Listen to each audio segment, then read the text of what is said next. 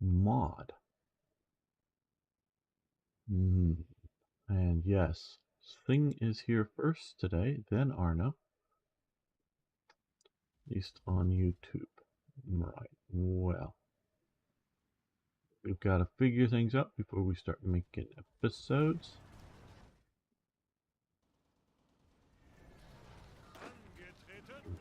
Let's send you to Wilno.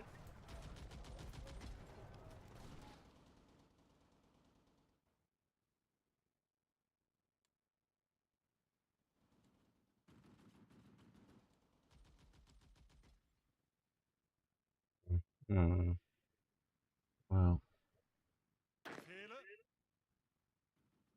let's crash it.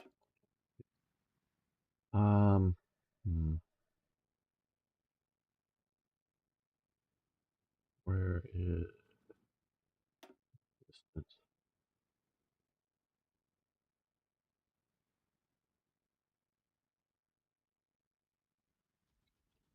Yes, hello Arno. Hope things are good. Okay, well, I'm looking here. Well, we probably don't need both of you standing here. Let's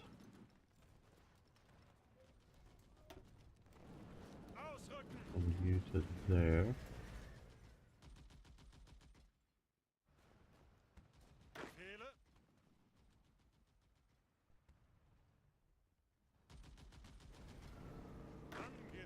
We can send you to there. You to there. Well, I'm doing great. Just woke up half an hour ago, but so other than still sort of kind of waking up a little bit, though I got a decent amount of sleep. It just getting up here. Let you to here. Yeah, that should help reduce some of the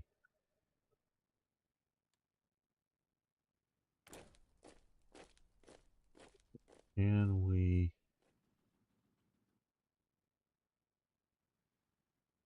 well okay, first I want to look at one of these. Okay, infantry equipment, garrison equipment, that's what we don't have.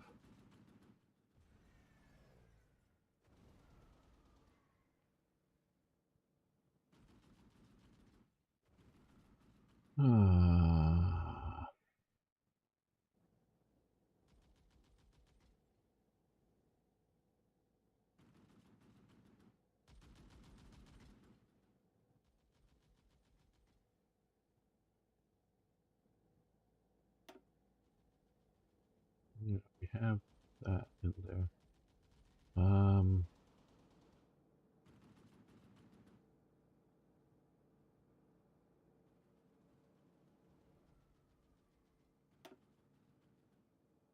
We have a speed, strength, organization, supply use.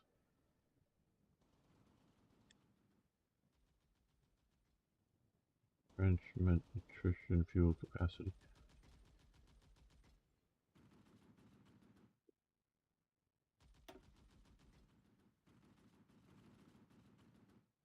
Military police capacity. Doesn't it have a suppression level anymore? Oh. And Arno's over on YouTube as well. Very good. Thank you, Arno. Thank you for being everywhere. And it is witchcraft, Arno. It's magic. Okay, well.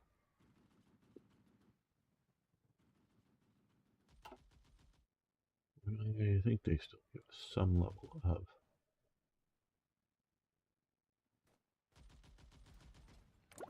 Yes, I'm still just not really in a fog, but just slowly catching up here.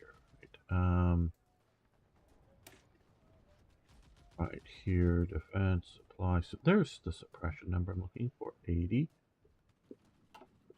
And And if we ever get this, this would be suppression.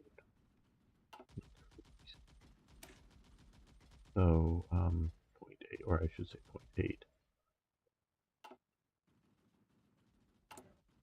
Well, you know, let's look here. I know this is all exciting to me. Hey, Toy Jet. Okay. Heavy artillery, we are down. It's garrison equipment, we are massively down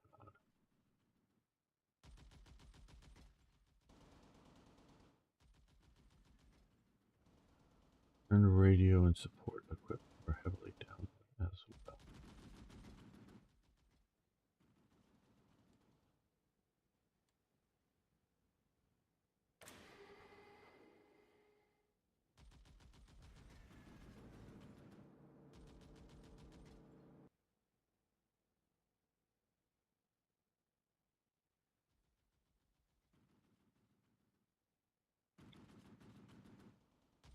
Okay, what is our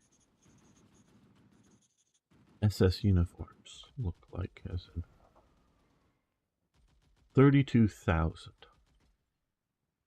Okay. We're going to make the command decision to cancel making these uniforms.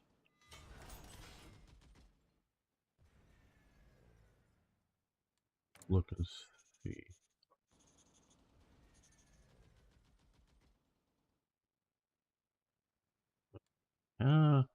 How much mountain warfare equipment does a division normally need? 30 some. Okay.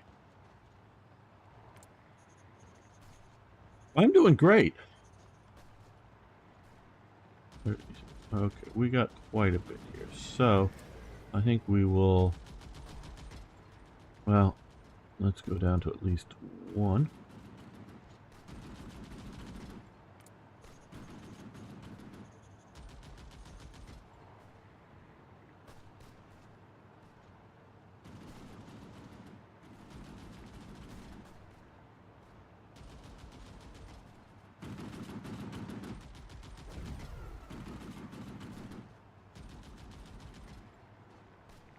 Okay, well, now what we need, of course, is garrison equipment, but we also need radio and support. So, radio and support help combat units, where garrison is obviously, oh, I don't know, garrison. So let's, yeah, we have the aluminum. I think we will have it once we get trading maybe here. So we'll do one for support equipment. Radios, I think, are down on what? Yeah, radio. Do another radio. All right, well,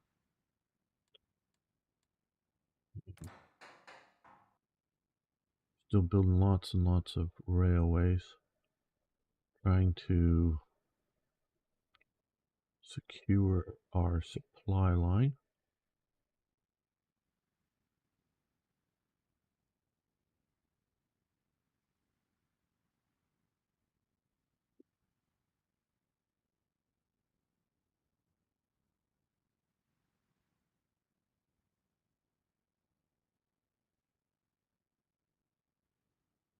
Arms and equipment factory. Okay, let's pop this up to the top.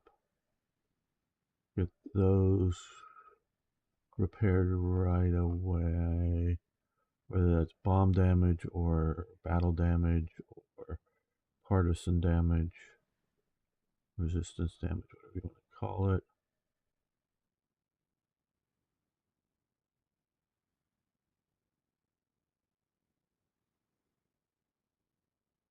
Okay, and we can also pop that to the top. Here, nothing really new on my part. First week of the new kids at work is over now. Going to be more to do in the next couple of weeks. Well, I hope the new kids are good kids to, I don't know, harass. I don't know. Why is Totenkopf still way over here? Totenkopf should be way in the east. Now, before I move it, I want to check here, because since it's not in combat, somehow I lost things. Again, I know I'm playing. No,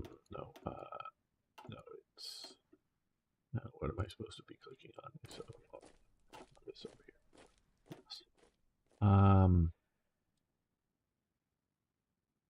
We could do that. I'm going to pull off 2 Totenkopf Standards, which we're using not terribly importantly, though.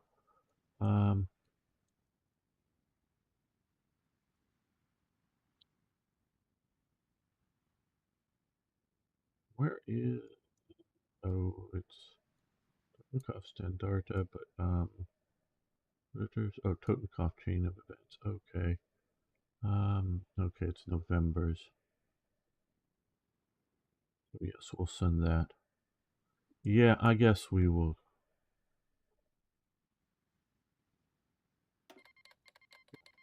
Nord. Oh, group Nord.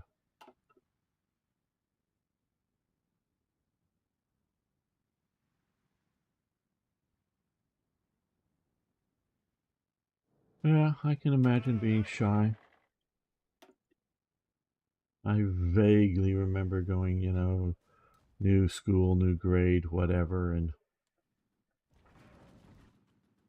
you know, being an entirely new experience. Well, maybe we need more in the south. We're going to send you that way.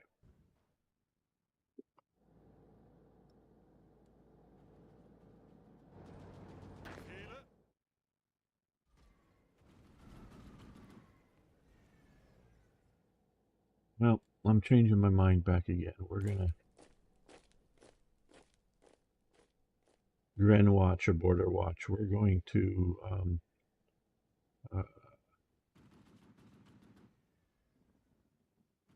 okay.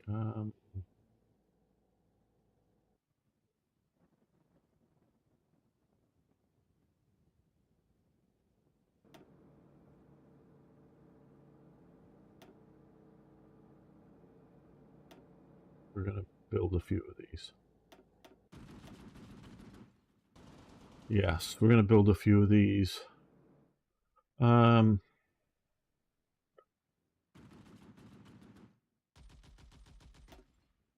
going to put them here in the center. Now, why am I building these?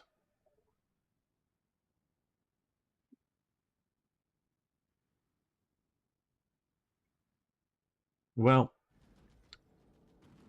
I am still vaguely worried about naval invasions, and I think I just pulled off some of the defenses a few places by the SS upgrades. I see some of divisions that could be maybe better used in the east that we could have operating out here in the west. So, or, you know, I mean, better that are, you know, watching the coast, and just more coastal defense, as well as key points in potentially for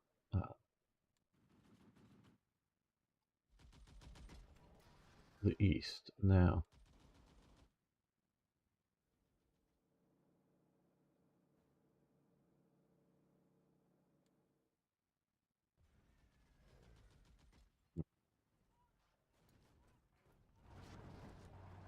I haven't started making an episode yet because we are doing... Oh, Toyjet is probably very good at his job. He just wishes he still didn't have all that responsibility in life.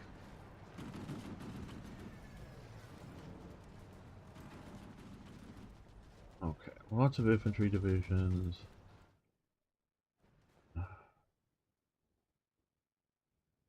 Which is good. Lots of something is a lot better than not enough of something. You get up there a bit quicker. Okay, and you guys can get up here a bit quicker.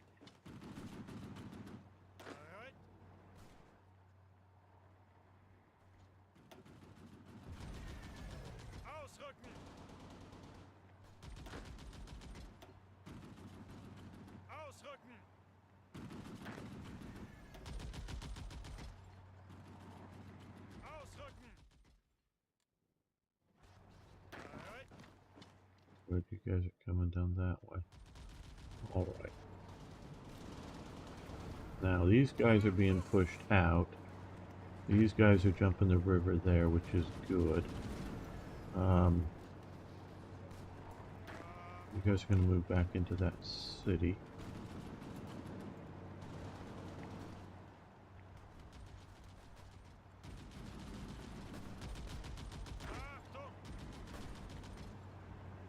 These guys and these guys can start pushing there. These guys can push here. They're coming there, that's good. They're crushing here. These guys are all moving forward there. Okay, so now here. Coming down to support that way, that's fine.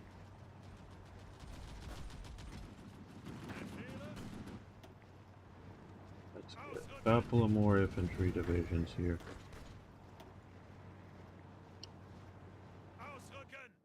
And to support this deep push there.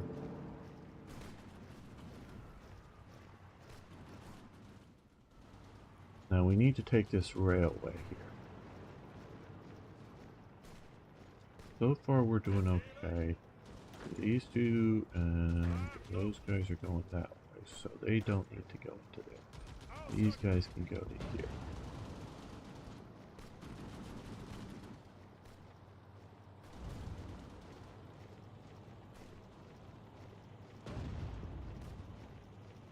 Well, I believe you are very competent at it, Toyjet. Yeah, no, I understand. I understand about the being an adult. And that's why I think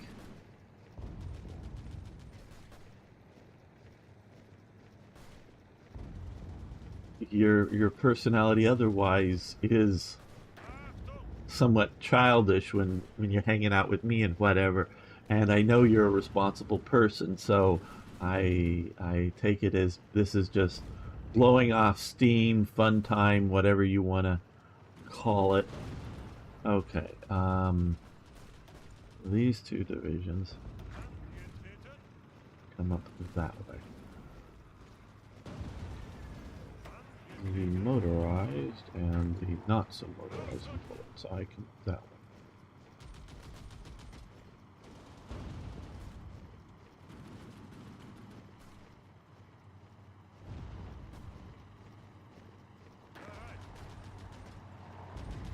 You join that push into there.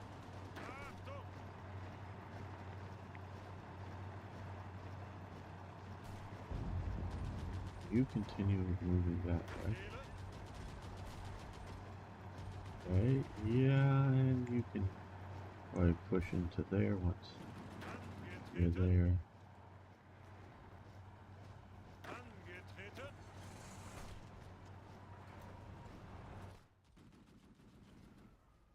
I need about 20 more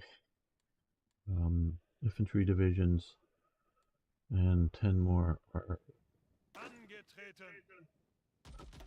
armored and or motorized divisions. But I don't have them.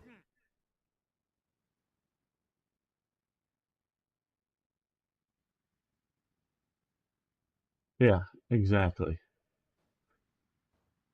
Toyjet, yeah. Okay, we're gonna move you to the coast here just so that you're guarding the port. And we don't need two sitting guarding that one port, so you go to there. Okay, I'm gonna save all this.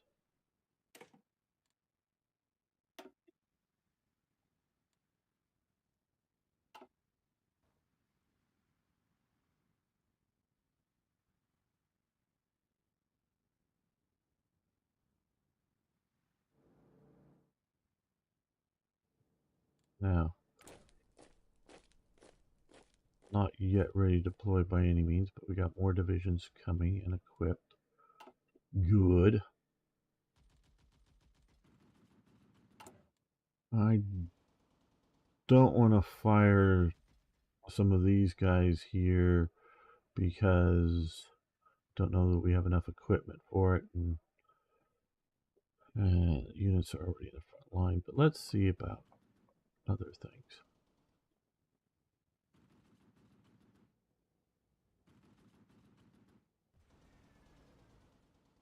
Well, war support we have a lot, but we need stability.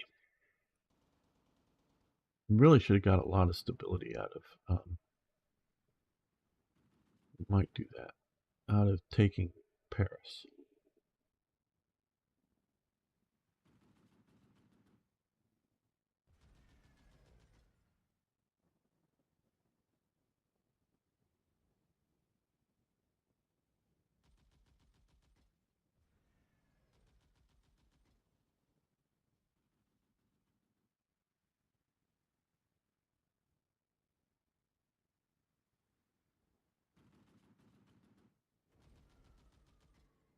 I guess it just kill my stability. Decrease unemployment.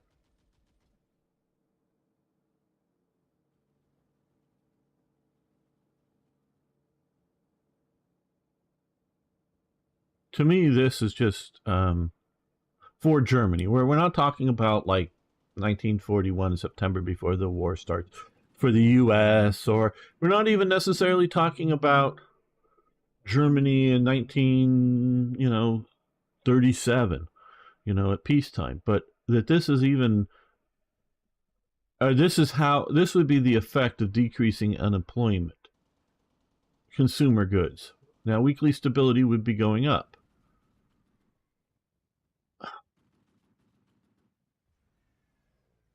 Or 100 days.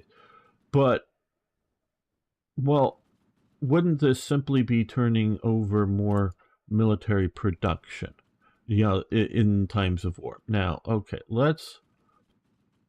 this is another area that I haven't had enough political power to do some of these things that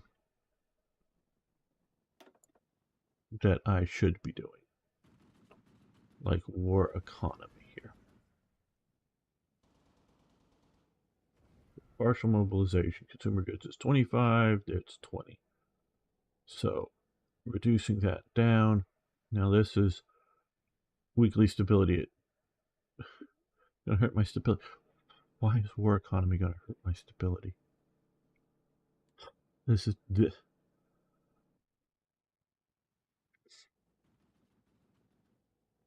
It's of course this here again is base stability down 6% where we're looking at this is 1/30th of a percent. So yes, it's a factor that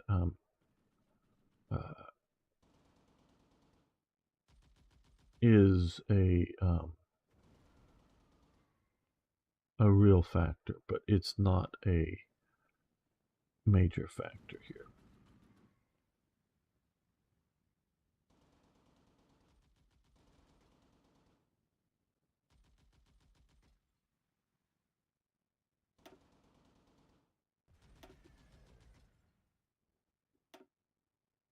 But yeah, this is what we need to do here.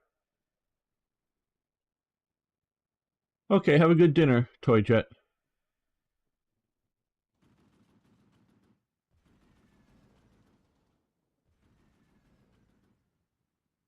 Yeah, factory output, dockyard output, air production capacity, tank production plants, production efficiency, retention, fuel capacity, escort ship, IC costs down, yeah. Requires 50% war. Well, we're not at peace, so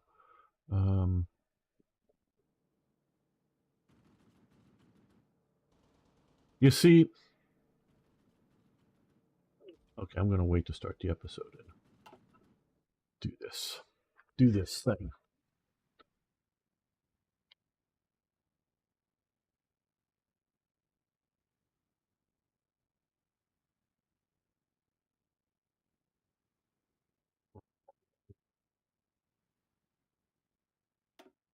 Welcome, fellow armchair generals. This is Gamer1745 here with my continuing playthrough of Hearts of Iron 4's Black Ice. I will say it that way because it's basically a total conversion of the game. And we're facing a problem here. And I know they're working, and I thank them for continuing to work on the game and develop their game. And I thank them for not changing the sort of quote unquote standard version of Black Ice too fast. Did sort of ask them to, yay, and I thank them for not doing so. Though they do periodically, and sometimes in rapid succession, release a beta version. We'll call it. I'm not exactly sure what they call it, test version or whatever. So that way I don't have to keep restarting my game because, of course, I play very slowly because right now I'm only playing once a week for about 4 hours, where a lot of people will play, 4 hours a day or something.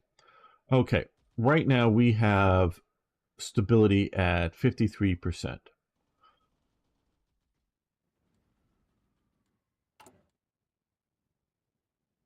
Whether you want to tie it into a military parade in Paris or a military parade in Berlin, but taking and creating Vichy France gave huge amounts of war support, which we do have, and also huge amounts of stability to Germany. It did. Now, we are doing United We Fight currently. That is helping us with weekly stability. Now, we have down here decrease unemployment and more consumer good factories and more stability, which is great. As a peacetime economic thing, now you can, I get improved working conditions, I get other things, but in wartime, wouldn't war economy do the same thing because it decreases unemployment? I mean, literally the same effect. I mean, it may also do other things as well as, decrease unemployment, because going to a war economy is turning on a factory that was, I don't know, maybe 8 hours a day on or 10 hours a day on or something and 5 days a week, into something that's a 24/7 type operation that they just work out shift changes and who's working the weekend, roll through that, or however. I don't know the scheduling, how they did that, but a lot of these factories got to, in these countries, 24/7, day and night. Some of the production, even in peacetime, would take 12, 24 hours that you had to, like, rolling some steel or something to do a single process. And you'd have to rotate through a crew to do that, just for the keep things from going off track, if you will, during the process. So, but here weekly stability is down. So instead of going up in weekly stability for decreasing unemployment, we're going down in weekly stability for decreasing unemployment. So I don't get all of these hits. And I know the big factor here is why it's been so bad is base stability is Heinrich Himmler and the SS. And I can argue that, yeah, especially starting now or early 41, with the solution that was final. Again, we're trying to stay away from things with very evil stuff that isn't the comment. But you might think that was reducing stability. Well, no, it already had. And it was the SA that did Kristallnacht in 1938. It was the SA that were the bully boys on the street standing out in front of Jewish businesses. It was the SA that was the enforcement of the National Socialist regime.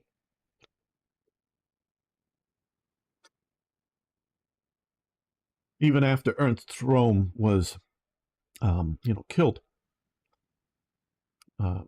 executed.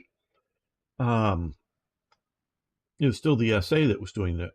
Yes, there was SS police types, but they were not really being aggressive against the population. And the Gestapo was a rather small organization that very few people concerned themselves with because they were going out after the criminals. Now, maybe political criminals, but they weren't, bothering citizens. So it's really the SA that was sort of in the civilian situation. So I just don't get this strong base stability down to 6%. That I think is wrong. I really do. Now we're going to go this because I think we need to. We have the points. So, oh shit, it's going to take 241 days to implement this crap.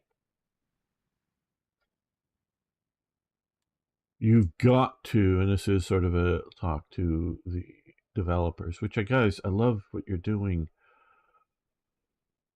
We've got to have more political power somehow because you are increasing so many things that need political power.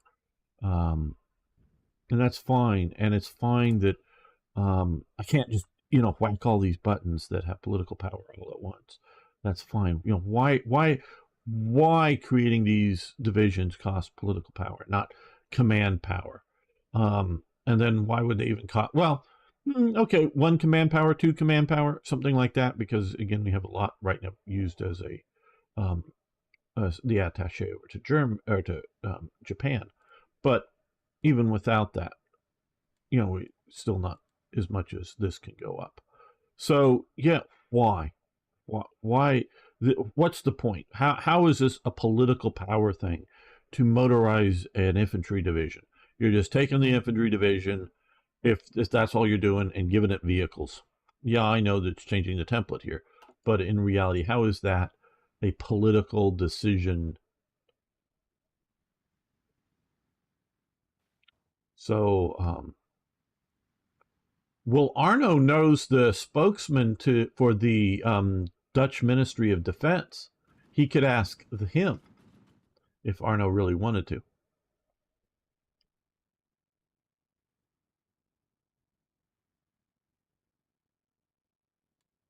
See, Arno knows people. All right, let's take. Do we have any naval battles recently? We got a convoy there. Oh, um, we have been taking out some convoys. Wow, good. Oh, lost a sub. Lost another sub.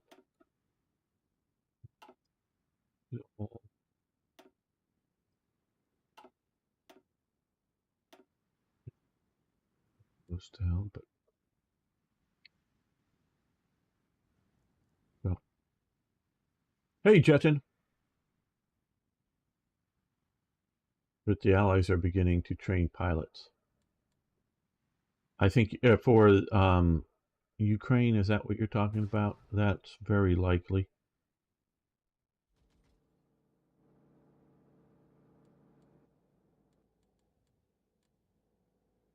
Okay, well, let's start the clock. I've done a lot of sort of shift divisions around maintenance. Okay, these guys are pushing here, not terribly successfully, so let's add some weight to advance.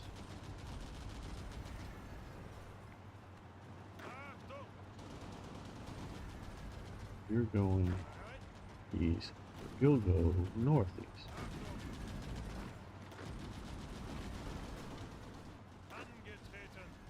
You can start moving that way.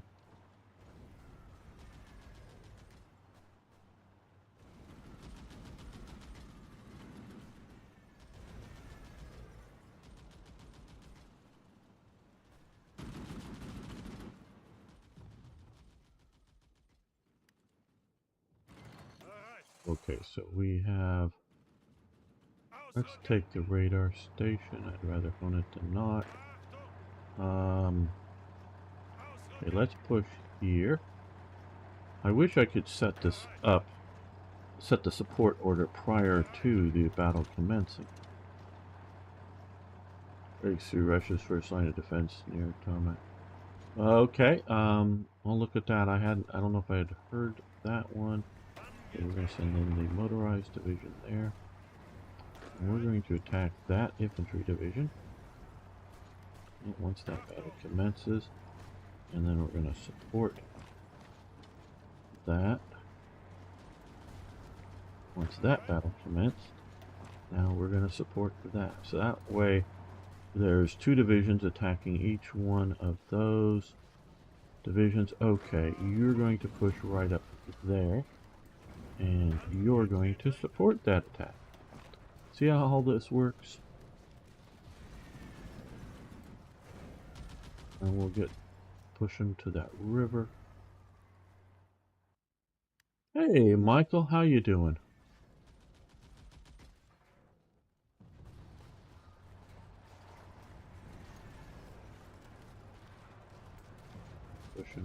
Pushing up there, defending. These guys, yeah, they're crossing the river to get there eventually. Okay, what we're going to do now is with them retreating and these guys look like they're attacking, we're going to do a river crossing here as a counter-attack because they won't be entrenched.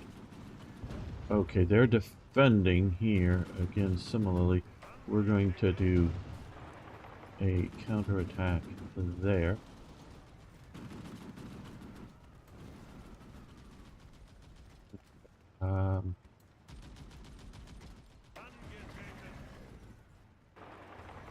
We're pushing too far out, but let's keep doing it. See, I really wish I could order this movement and then tell this division, say, to support the attack and not go forward. So if I look away and something moves in front of this unit and it becomes an attack instead of just an advance, it would have support and I wouldn't have to mic. Hey, Beam Slam! Good to have you here.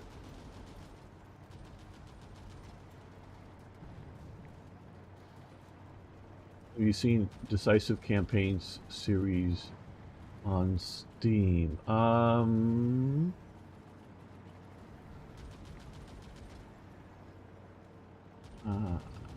gotta check.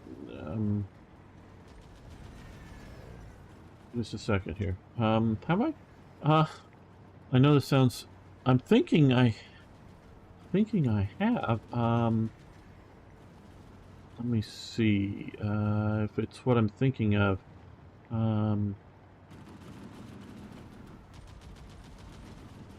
Oh yeah, well yeah, Ardennes Offensive, Decisive Campaigns Ardennes Offensive. I got some videos on that. Oh yeah, I've got that. That's the only one I have of them. I don't have their earlier stuff. Oh, hello. Well. Okay, Arno, there's maybe a bot over on Rumble that needs killing. It just posted a link. I'm relatively happy with somebody posting a link in my chat here, so long as it's sort of pertinent, like, I don't know, something to Wikipedia that's something we're talking about, you know, if you will. But please don't make that your first post of the day, unless I sort of kind of know you. Well, you're not a moderator over on Rumble. Well, why aren't you a moderator over on Rumble? I will get you moderator status if I can. I presume I can. Well, just it's some other Rumble video or something they're posting a link to, so it's not anything probably bad. But yeah, okay, I'll get you. Yeah, yet. Okay. Oh, what are we? Oh, yeah. No, I haven't played the Barbarossa one. I've just got the Ardennes Offensive. It's a combination of expense, quite honestly, and time. It's both, because I could afford whatever one game I want. A game is not the difficulty. I can't afford the entire library of Steam or something, you know, many thousands of dollars. But if it's something I'm actually going to take the time and play, you know, play a bunch, not just play once, play for 3 hours or something like that, but actually play, then I can get it. And if I think I'm going to play something like that, I'll get it. But like I say, when it is sort of, you know, it's going to cost money, maybe not huge amounts of money, but cost money. Okay, well, do we want to, no, we want to take this railroad, I think is more important. No. So money does sort of become a factor now. I have played a bunch of Ardennes Offensive, but fortunately they gave that to me for free. So that kind of stuff I can deal with a little better.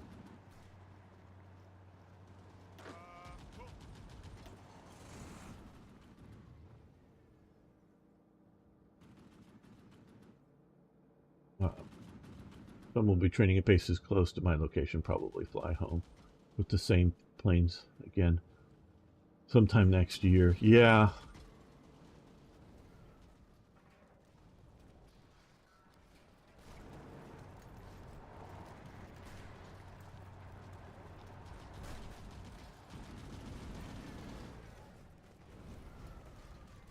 I'm still of the opinion the Ukrainians have won the war. We just got to now end the war.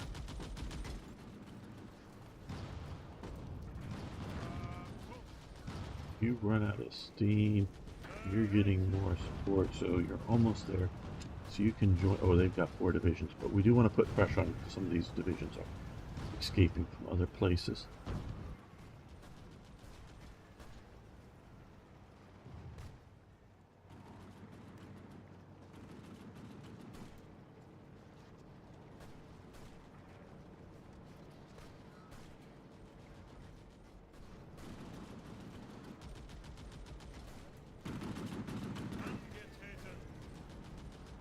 Okay. 3 divisions attack there. You support that attack, so it's more than one direction. Now because we're bringing up more forces to push that way. While they're still coming, we can break the stalemate. These guys are going to get across that river someday.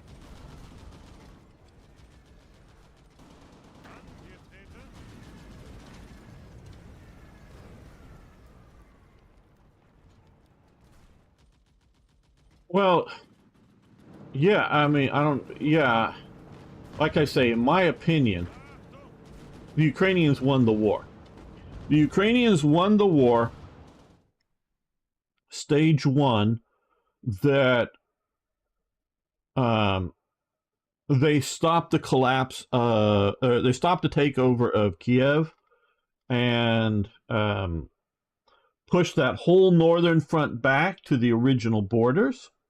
That is probably where they won the war. Definitely what shows us that they have won the war is when they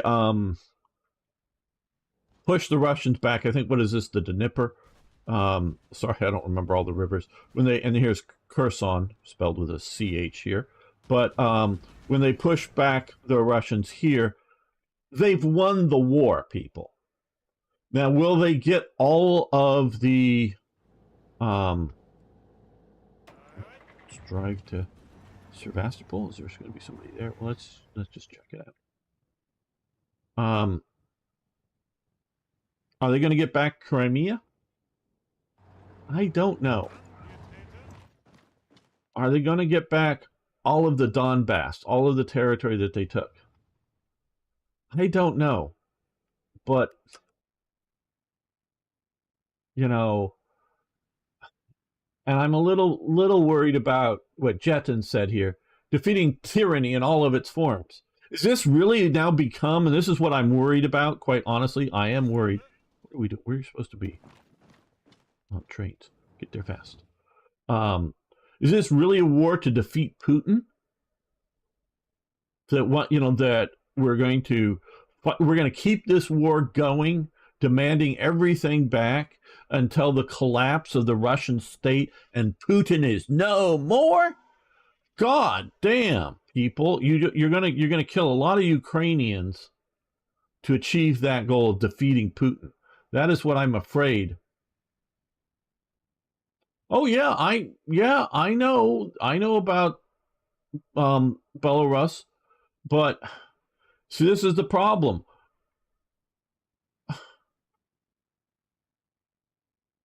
I'm afraid these same people have the mentality of they got to defeat Trump here in the U.S., whatever it takes to defeat Trump, that Trump is somehow something evil. Okay, Putin's a dictator. Putin thought he was going to have an easy victory over a senile old man. Yeah, the senile old man is the U.S. president. And he thought it was going to be easy to do. He's failed in that, okay? He is crippled in that. Now, you want to make Putin stronger?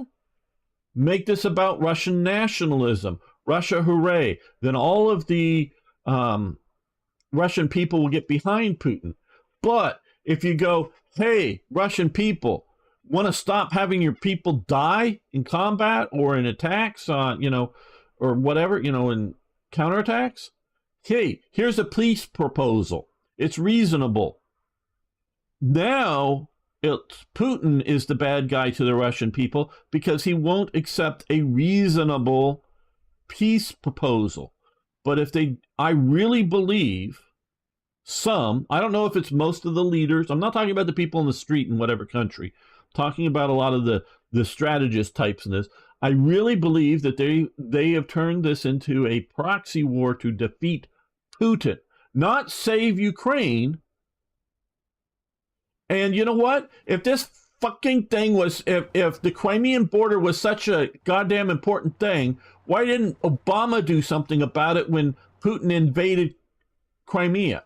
When Putin invaded this part of the Donbass over here, because here's Mariupol, but it's over here that they've occupied for a long time. Why the fuck didn't they put sanctions on? Oh, sanctions a few Russian oligarchs. Oh, they still haven't sanctioned Russian oil. Oh, they have a price cap. Oh, Russian oil can only be sold at, $60 a barrel? I think it's being sold at $71 a barrel now openly.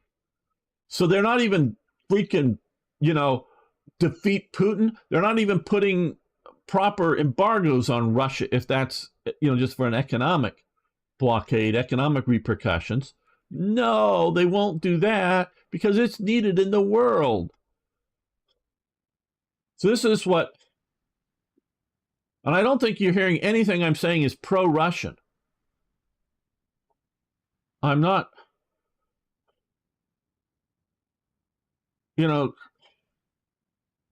if I were president of the United States at the time that I think it was under Medvedev, I don't know, whoever it was, but when they took Crimea, my solution is I was going to, if I was the president, I would decide to hold a joint live fire exercise with Ukrainian forces, which would include 1 battalion of Abrams tanks. And we would hold it down in Crimea. And they would have orders not to shoot at anybody unless somebody shoots at them first. And drive down in there and then have come in their wake Ukrainian armed forces in their wake. And so somebody right next to them. Somebody starts shooting back, well, you shoot them. And because this was, at that time, very much acknowledged to be Ukrainian territory, and just dare them to shoot at U.S. tanks, and if so, return fire. Not shoot at any Russian anythings anywhere else, just inside of Ukrainian territory into Crimea. Now, that's probably overly bold for most people, most presidents, but it was a very limited response. Well, they didn't care enough about it. They didn't care enough about when they pushed into this part of here. Hello, Felipe. Thought text-based RPG AI sim would be so fun. Like I can't do anything I want. I can do anything. Yeah, I hear you. You got to be careful about those. Do you want to live in the pod? Maybe you do, but and I understand, but still, get out to real people. We basically told them we don't really care. Exactly, Beam Slam. When you know, I think one of the major things that pisses Arno here off about Russians is when they shot down the Dutch airliner that was flying over the area at very high altitude. Give life to my ideas. Yeah, yeah. And yes, I didn't remember that, but MH17. So that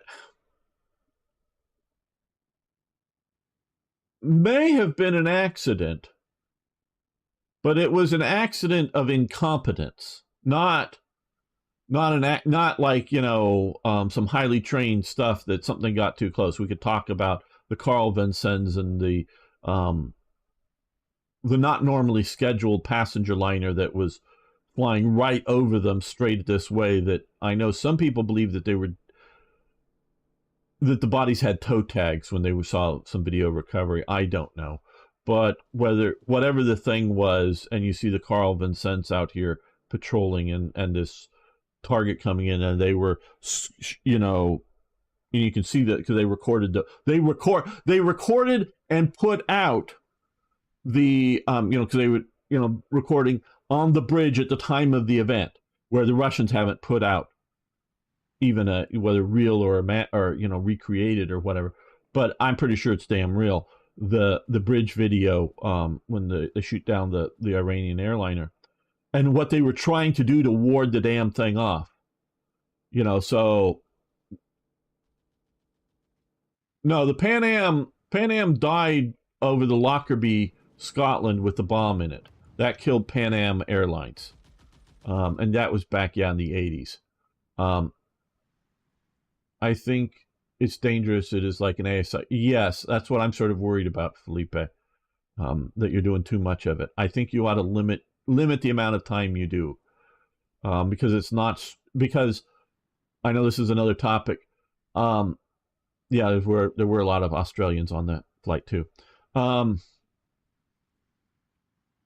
you're playing a structured game like Baldur's Gate 3 or something like that somebody has created, that is competent, and it's organized, and yes, you get immersive elements, because I played the earlier Baldur's Gates and spent a lot of time there playing that, and most all of us here play a lot of games, so we get a lot of immersion. We read books. Ooh, wow, we were at the air battle component here that sunk a Soviet escort and 2 British heavy cruisers, British destroyer, British submarine, and 3 convoys. So yay.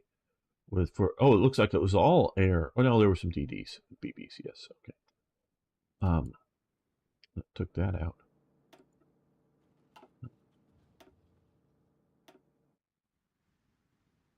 But this modern AI is not just that it's free form, but it's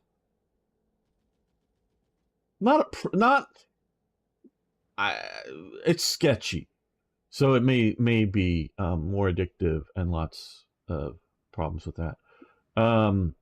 Yeah, no, this happened back in the 90s. The Iranian flight over the straits there, and so yeah, I don't know that it was a deliberate Russian, because yeah, there were Russians that were controlling that anti-aircraft battery, whoever literally was manning it. But I don't know if they really. Oh, here's a civilian jet that's just flying over the region. Whether if they even knew what nation it was. Let's go shoot it down. Versus what they may have just thought it was, a surveillance airplane or a Ukrainian civilian jet that they were willing to shoot down. I don't know what the people that shot it down thought it was, the Dutch one I'm talking about. But I do take that as being criminally incompetent and not, oh, KI that was, I think that was the one coming over here in Russia way back in the 80s. Um, I think that was that one that the Russians shot down. Um, the airplane I was thinking, a new Pan Am Lockerbie, but couldn't remember. Yes. Hey, Sing. No problem. You need to have dinner with your family. But I like that you're here. New York, top, Seoul. Right. New York to Seoul. Yes, exactly. Yeah, and it was coming in. It was coming like over Sakhalin Islands or something like that. And maybe it was skirting a little too close to Russian territory. But okay, so you know,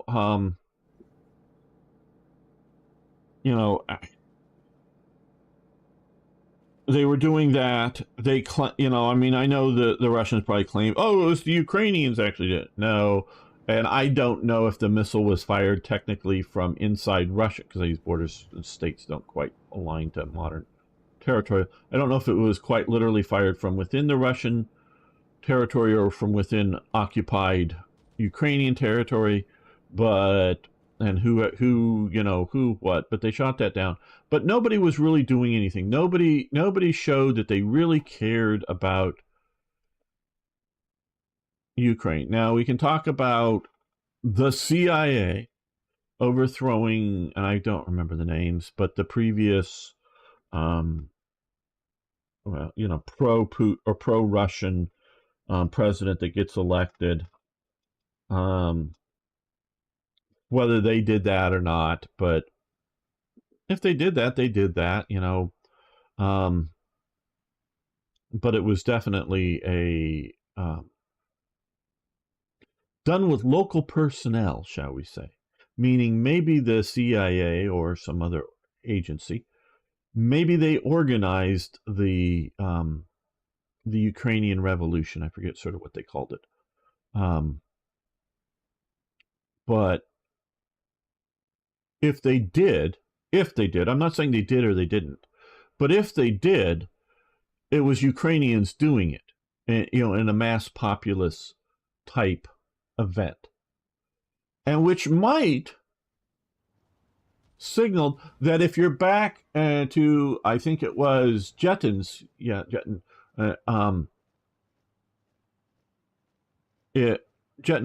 stop, tyranny. Well, maybe this part of Ukrainian territory, maybe, again, I don't know, but maybe it has a Russian majority population that feel tyrannized by the Ukrainians. Maybe, I'm not saying it is, but maybe if you were doing democratic voting on, the old Wilsonian principles at the end of, the what is it, 24 points at the end of World War I, have each region, whatever that means, it means every town or every province, every city, how big is a region, vote to see, and he was mainly thinking of breaking up the former Austro-Hungarian and German empires, but have those regions vote to be whatever countries they want to, including micro countries, which may make no sense. Country just right here, little country, Liechtenstein somewhere kind of thing. But maybe if you take that principle, like the principle a lot of people, though now we're starting to see maybe a Catholic majority in Northern Ireland, maybe, but for a long time it had been a Protestant majority in Northern Ireland. But you take that democratic principle, maybe some of this territory should be Russian. Again, I'm not saying it should. I'm just saying maybe. But we did nothing other than, showboat. Because I'm not going to say they're meaningless, but they're not hard-hitting. Showboat sanctions against Putin. So Putin thinks, well, if I push and I push successfully, I'll get some sanctions. If I push a little bit more, I'll get maybe a little bit more, but that's all. But now it's become, I think, a war. Like I say, my problem is I think it's become a war to collapse Putin, not a war to defend Ukraine. And Zelensky has no control. Okay. I think the military, not that the military won't answer to his political leadership, but I think it is being managed by elements out here, you know, giving tactical information and training and whatnot. And Zelensky can't keep this war going if all of the military aid disappears. Okay. So it's the West, whether it's Europe or in America, he has to do what they say. He's a puppet. I mean, you know, you may not want to, you know, and again, I am not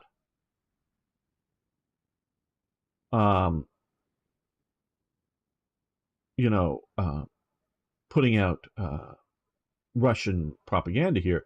Not Putin, Zelensky is a Western ally's puppet because he is dependent upon aid. And so he has to do what the aid givers demand. If the aid givers demand something, then they need to do it. If the aid givers won't or don't, you know, refuse to give him aid, he's going to lose. So he's just a puppet now, and that I think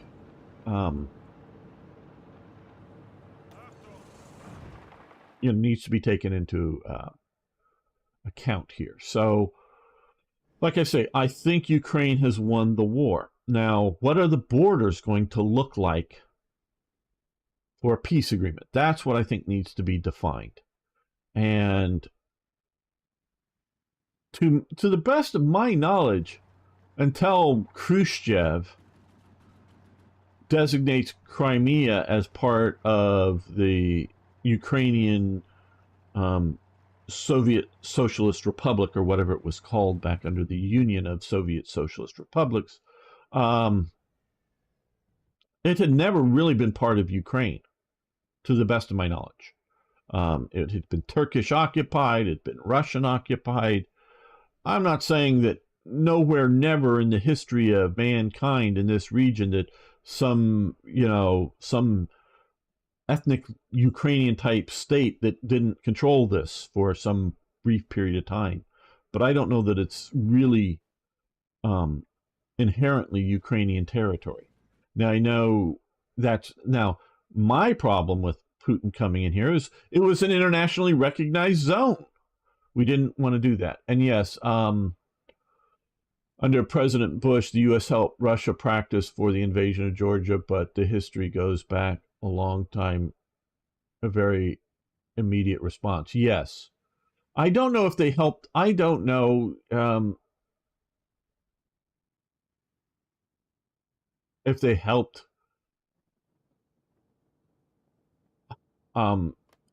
Russia practice to invade Georgia.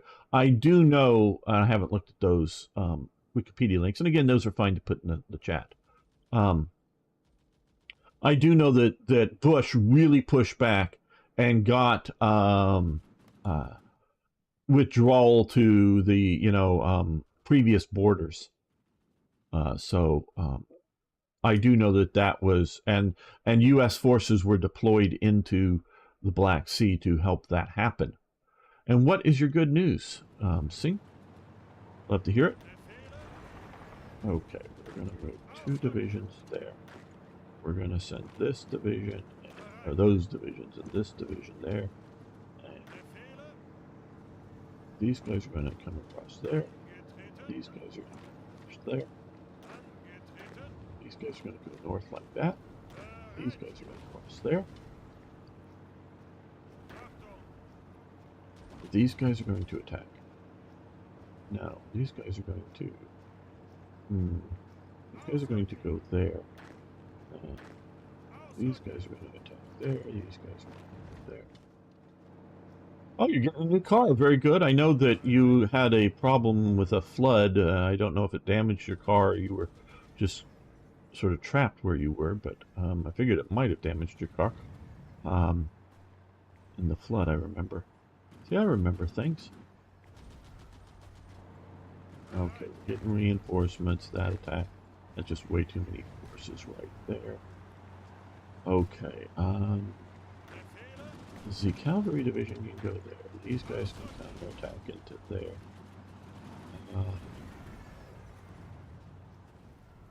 Okay.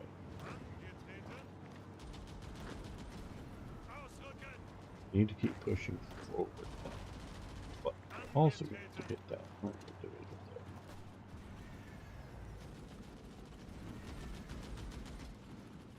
there.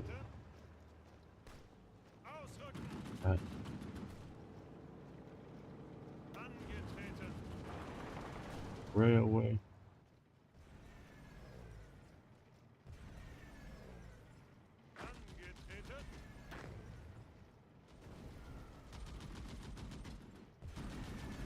They're pushing back.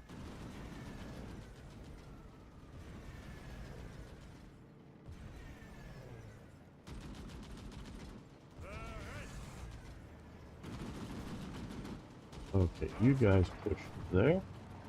May not be the best terrain to fight on. You support that. You guys, if we get in there, will pincer movement that, and you guys can move up there.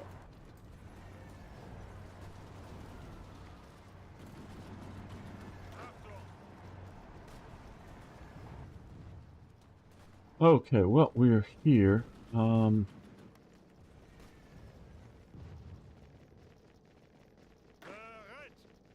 You go to there instead. You go to here and here. Keep moving up to top. Now, what are my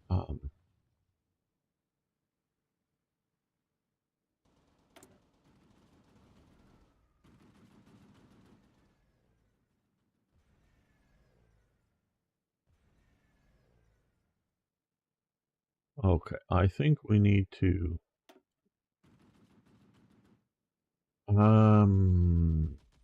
I think secret police, yes. We want to get more resources, more local factories out of these regions.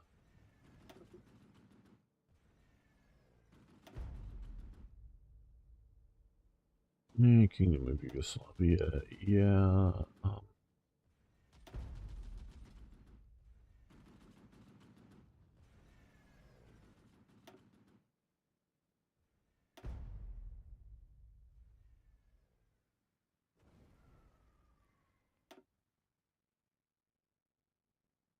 This may be really, really stupid, but we're going to try it nonetheless.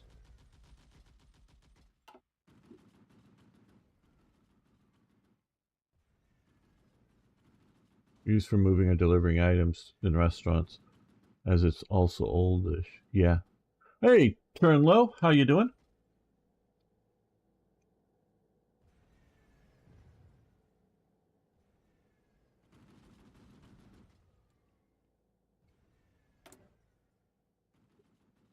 Okay, we have more than enough rubber, so we're going to reduce our rubber. No, not to 0, to 10. That should hopefully do good there. But it's the rest is tank production and whatnot.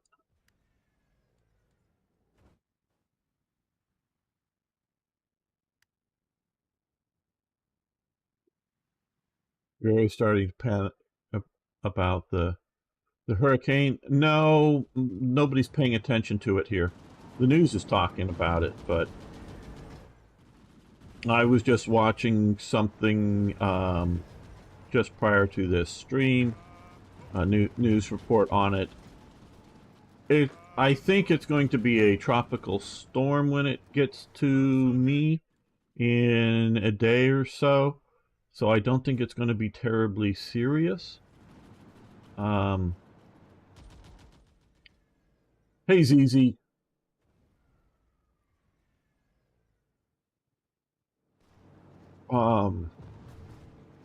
The water here is fairly cold, and the ocean water,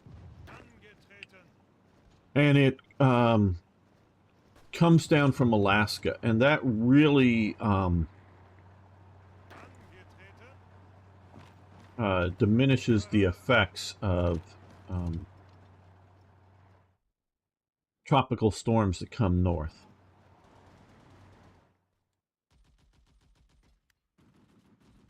So I, maybe stupidly, but I don't have great concerns. And where I am personally, and this is one thing they were talking about on this report, and the guy was very smart that was mentioning this. Where it's likely to be hitting out in the deserts, there, with a bunch of rain that it's, I'm sure, going to bring, flash floods are a real possibility, and that is quite true. And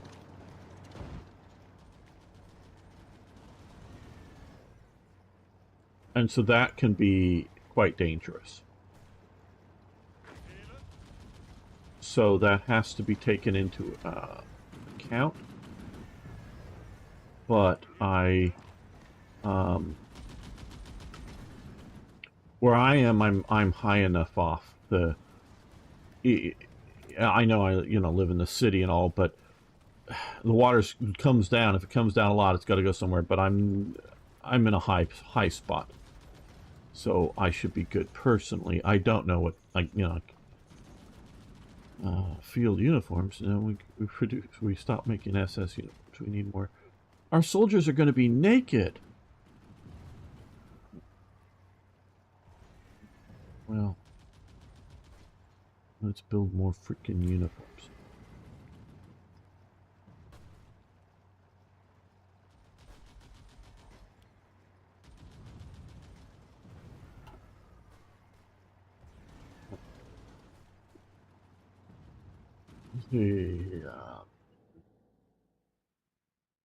Trying to figure out why in the hell they think Seattle isn't. Oh, Seattle's in no danger from this thing. None whatsoever. Seattle's used to lots and lots of rain anyways. So it won't be anything. City gun just turning into a war zone. Criminals, traffic like cops are killed. Many more shoot. Yeah.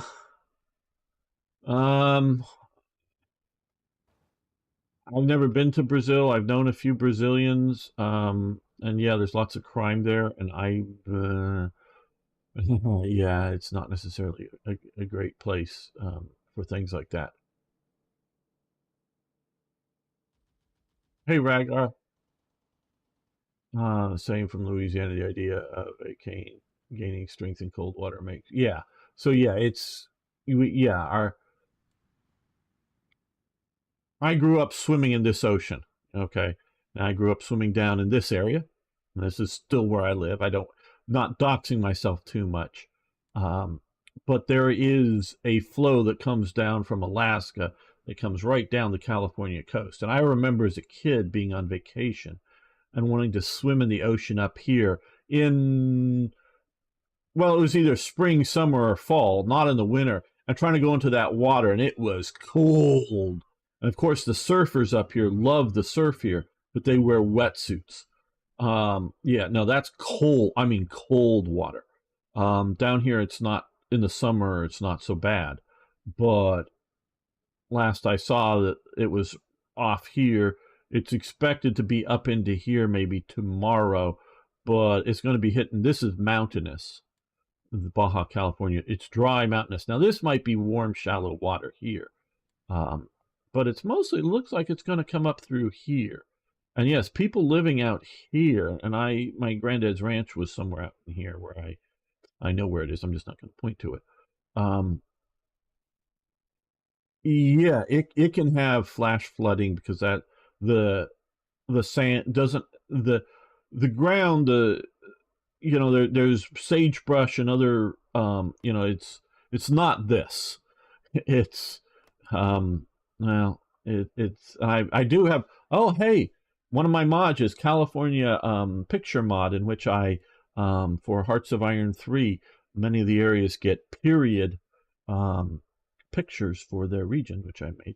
And I use some generic sagebrush type uh, pictures for some of the provinces out here that could show it better.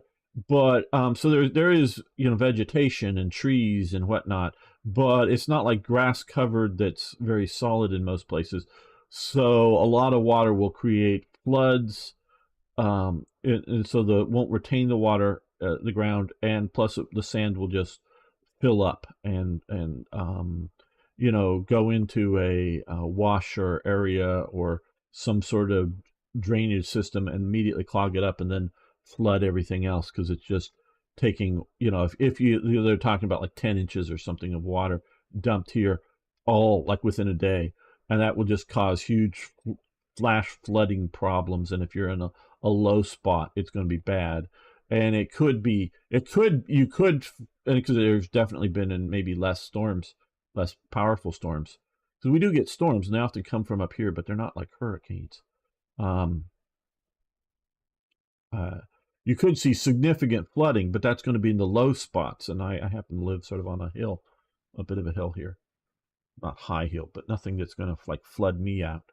Um, but yeah, you very well may see floods, and you very well may see some of the mountain slides along, the hilly parts where people build right on the sides of the mountains. That some of those will periodically go and take just a few homes and can kill a few people. If you happen to be in the home and whoosh, another home comes crashing into you.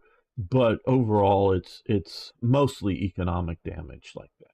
And so I'm personally not worried, and some people maybe should be where they are, but they don't. Let's see. If you tried Vicky 3, heard it was broken months ago. I've not tried Vicky 3. Again, back to earlier comments. If I'm not playing a game much, I'm not buying it. And so I've not been buying a lot of the newer Paradox games, because I'm just not playing it. Only tornadoes, that's a common occurrence, so you will also not have enough water without that. Imagine how dry area would be if there wouldn't be these large water injections. Oh, well, we get plenty of water here.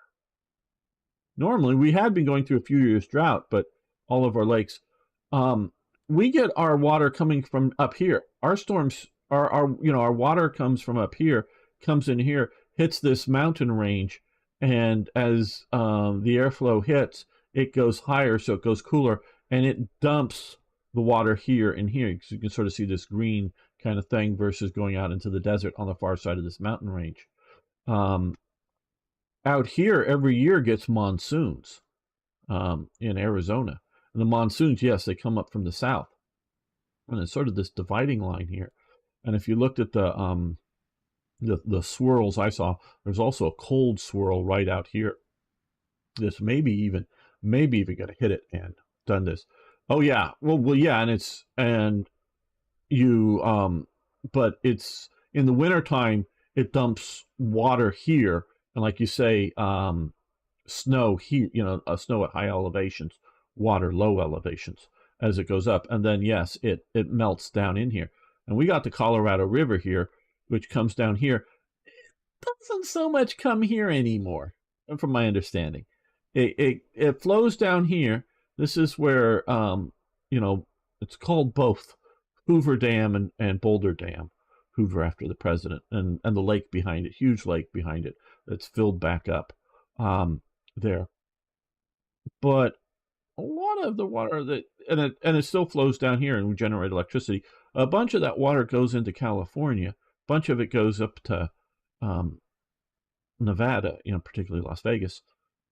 And then a bunch of it flows this way into Phoenix now, Arizona. So not so much, not that the Mexicans did much with a little bit down here, but they don't get much of it left anymore.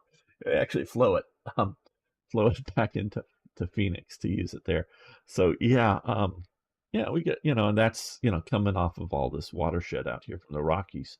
So yeah, there's water around here. It's just vegetation is dry, and in the winter it's cold enough to be snowing if there is snow. If water's coming down, and persistently stay there through the winter potentially.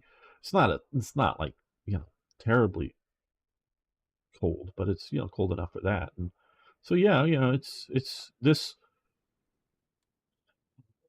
in here is a big desert.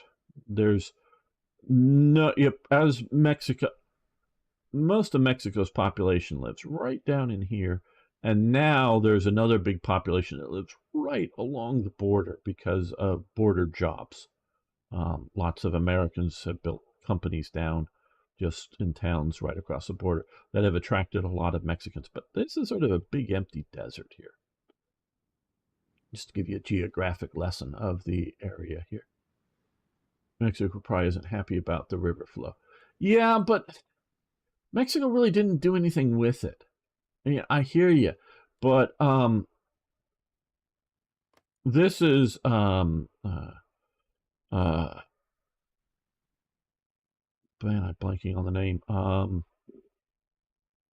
Tijuana. That's actually a pretty big city, and it's sort of there because of San Diego now. There really isn't much cities down here. There's a city over here somewhere, and then you got the city here and city down here, maybe a city here. There really isn't much farmland. There really isn't much. It just sort of dribbled out into the Gulf of Baja here, and there's no appreciable farmland. Like I said, this is desert, and the Mexicans never did any significant engineering projects to make canals or whatever to feed into farmland. So it's Ragar. Mexicans like to be unhappy about things that they think they can blame on America. To America to the north. All their problems are, and some of their problems are because they're in our shadow. Definitely the drug situation and the drug cartels are powerful because they're supplying drugs into America, and they have lots of money. And so this part of Mexico is sort of controlled by drug lords. Not my understanding, again, this sort of central area, sort of controlled out here and some of the other rural areas and up and around here. Now, up here, it's not, I mean, not that they can't do assassinations or whatever, but this area is still, and again, like 60% or so of the population of Mexico lives, and it's a huge population of country, lives up here. And this is, I know I'm giving you a geography lesson in the middle of this thing, but this is year-round temperate because it's high elevation, like between Guadalajara and Mexico City here. It's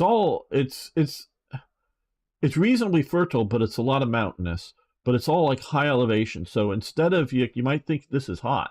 No, this is like, up here, but without the winters, or springtime up there, but without, because it doesn't get that wintry, meaning it doesn't, where most people don't live on the mountaintops, but just the high elevation plains up here.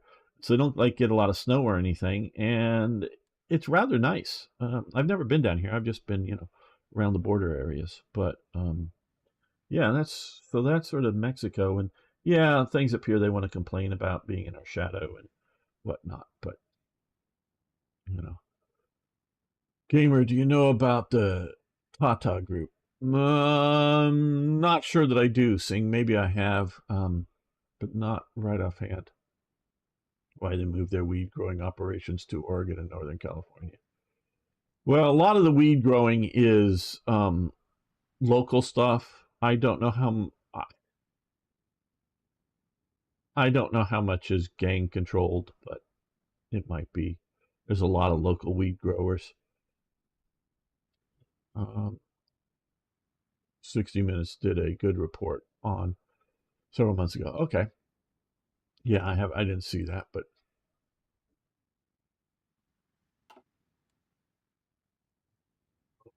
well, we've gone on long enough. We're going to end this episode here.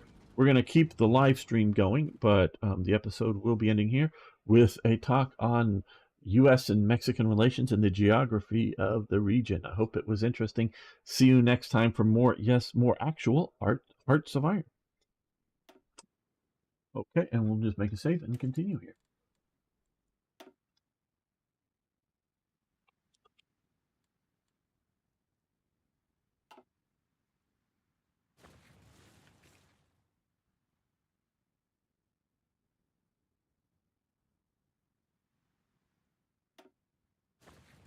Welcome back, fellow armchair generals. And if it's not welcome back, but welcome, I hope I'm earning your subscription. And everybody, if you can lick the like button, it's tasty, tastes different each time. You just only need to lick it once. But if you would, that would definitely help me out. Now, I do want to thank Tim, Strongarm, Niagara, Timothy, Sir Toyjet, who may still be in chat, Gary, Garrett, Marcus, and Folk, and of course the great Hoffmanator for support on Patreon. But like I say, everybody else, if you can just post a comment and lick that like button. Right. Now, I want to say again about this series that here. This series has been labeled very much a look at Black Ice. And I know a few people that I wanted more of a tutorial, wanted more of an expert who knows how to play the particular mod, and I am definitely not that. And I am learning about this. And part of what I have been doing here is examining the mod to see if it is something I want to really try to learn.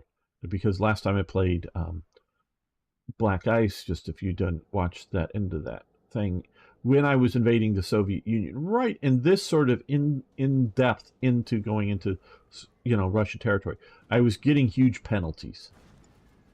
That maybe I might agree with those penalties if they were back into here, but they were getting huge penalties. Oh, we found, okay, stop.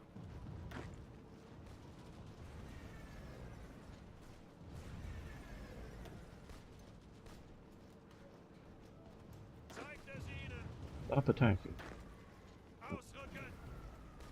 Keep going there. Oh.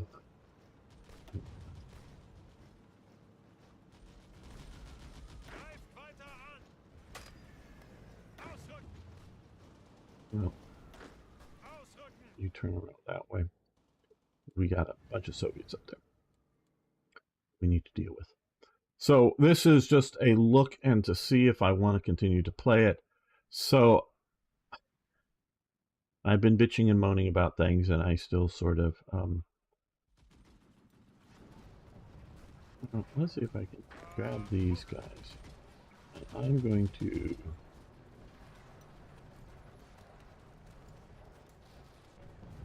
create a front line like that. And then I'm going to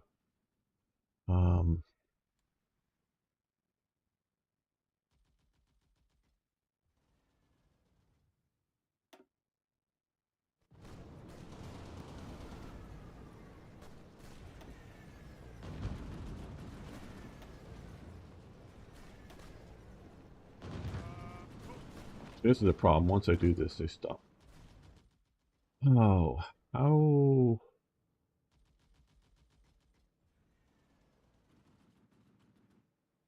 Okay. Oh, here it is. Okay, let's see if we can get...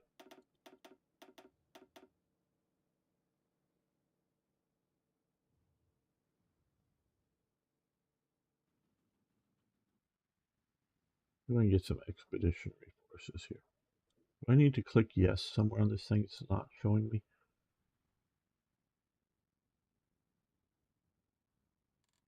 Activate it or something.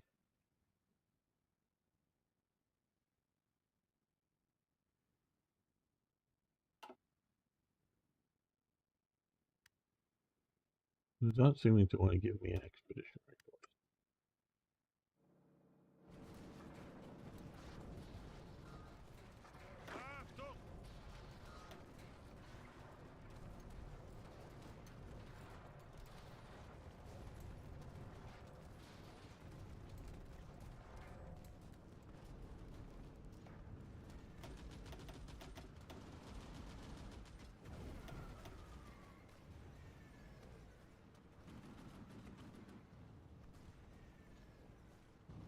Okay, but how do I, like...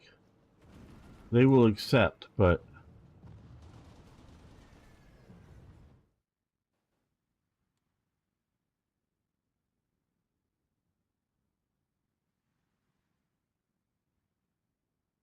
Oh.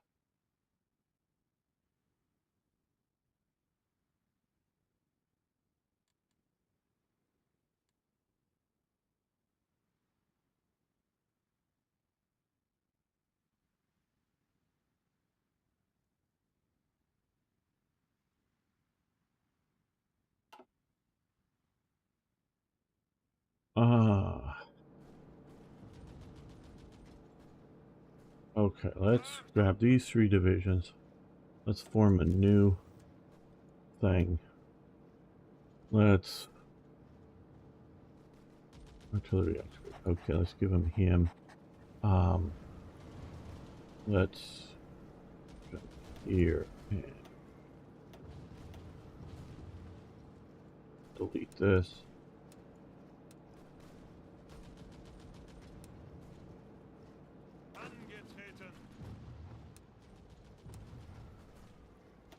Delete all orders, right. Now these guys here.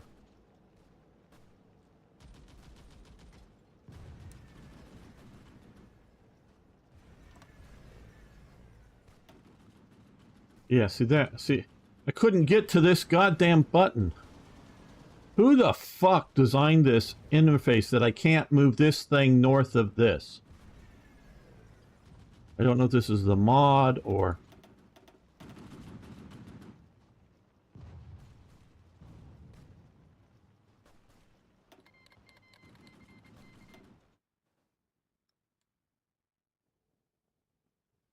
or something else.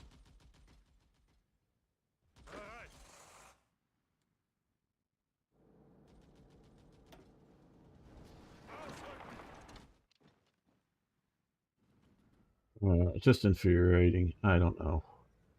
I mean, like, how effing stupid do you need to be?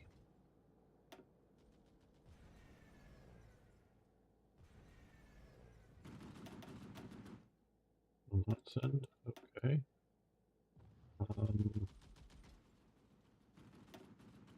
Is it because I didn't draw a line? Let's see.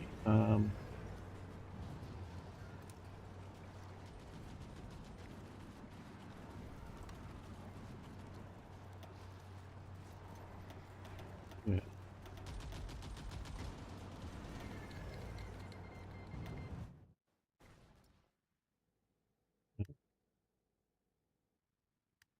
Okay. Grab these divisions. No.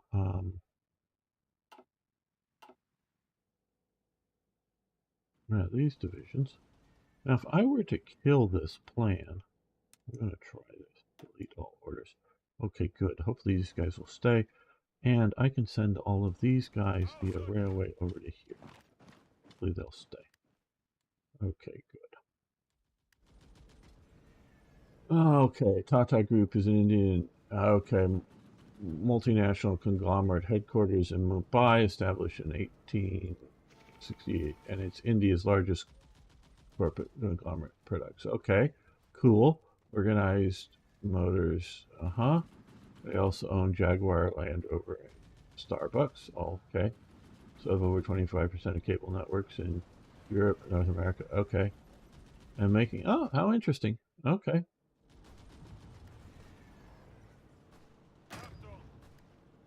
You, we're going to fill your orders too, because I don't know.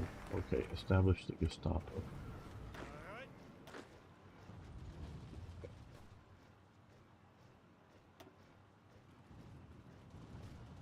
Pretty sure the mod may be doing that. I don't know, Toy Jet. I don't know whether that's mod behavior or because you used to because I played I played Hearts of Iron before. You used to come in here and their diplomacy and ask for the forces. So I mean that's how you used to do it. I don't know why that is a bad way to do it. What? Okay. Well, we got the Gestapo. Oh,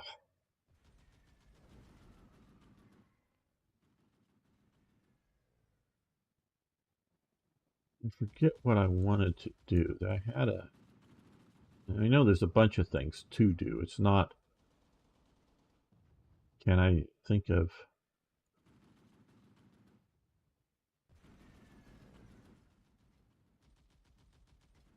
permanent supply lines? 48 days. That's really good. Railway construction. Loot force 1. Winter equipment production.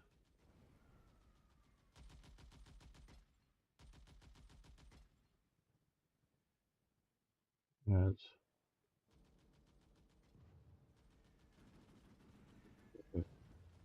Learn from Soviet designs. Okay. Panzertruppenschule.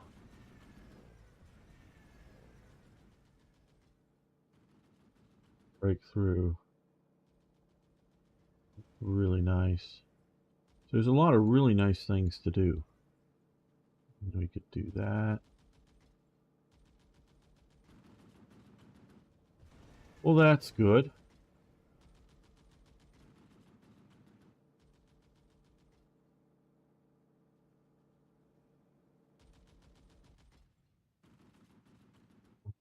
People and works more tank assembly plants. The output.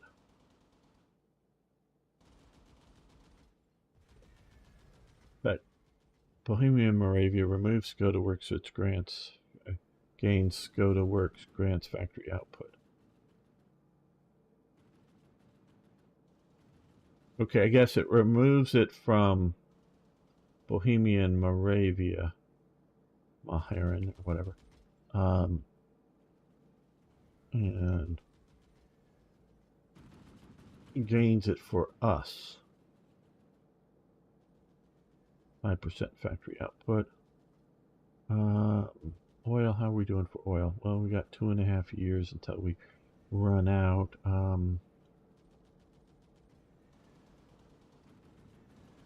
So defense economy, 28 days. Resource gain, efficiency, weekly stability down. Why is it that? Why does everything industrial have weekly stability down? I don't get this. I don't get this. I don't.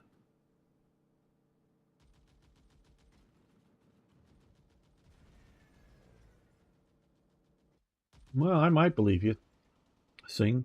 Do you lie to me much, Sing? You might surprise me. But I don't think you're lying to me. Okay, that's in January 42, which is coming soon. Lots of synthetic refineries in 47 days. Things. I'm still military industrial, small arms military factory. 28 days. I'm looking around. We probably take over Skoda, but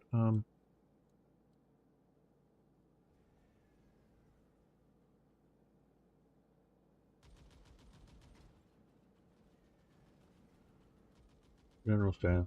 This should have happened a long time ago, in my opinion.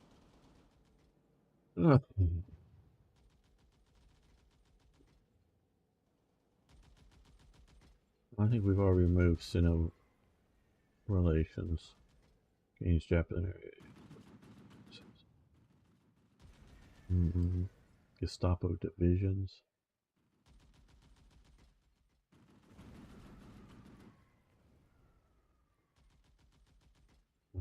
Means I don't know. This Gestapo divisions sounds like a fantasy thing to me.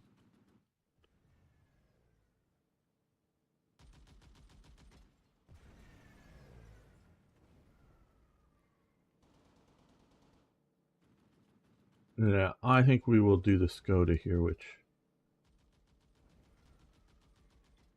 is in effect, you know, it's affecting all of the outputs. So we'll, I'm more of the opinion that, and we are getting benefit from these industries, but I'm of the opinion that it should really just be straight into Germany. The way I would give, you know, cores. I would give cores here to Germany, and I would just have an event, a decision, whatever, that reduces the recruitable population heavily. That's what I would do. That's how I would simulate coming in. I know there's a lot of nuances there. I do realize that. But that's what I would do. Okay. That is my solution for it. Okay, so we got some more divisions coming with some Hungarians and Romanians. Okay. Oh, nobody's here. We're going to take that. They pulled out from here. You drive to there. You're coming up to there. You move that way. You move this way, because I think we do need people pushing down here. These guys are all heading, yes, that way. Good. The crossing. Okay. Motorized forces, you cross there too. What you're going to do here, you and you, the infantry divisions, are going to attack across the river to pin all of these forces, so they don't block our movements of getting across the river. And you will do that too. Now it's 2 river crossings instead of 1, but we'll just want to keep moving. Okay,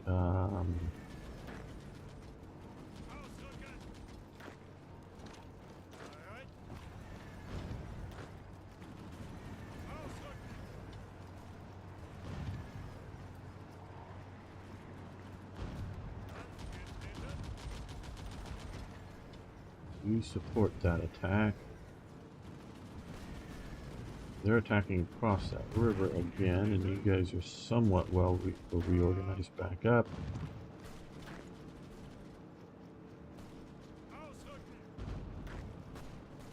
And once you get there, you join in that attack.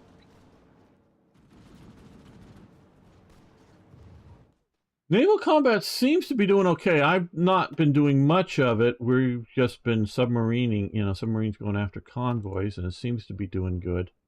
I'm staying out of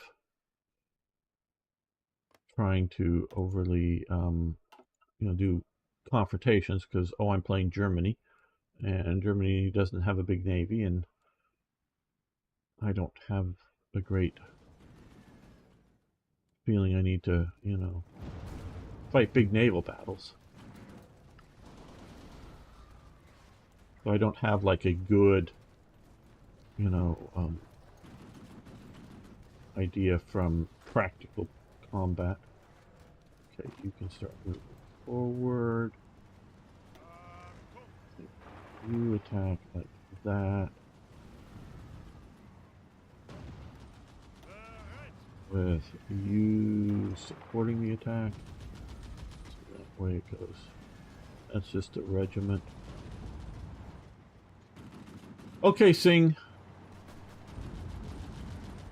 Oh, okay, you support the attack there. That's what I was hoping to do, is cut off more divisions than I have, actually, but I was hoping to cut a few off.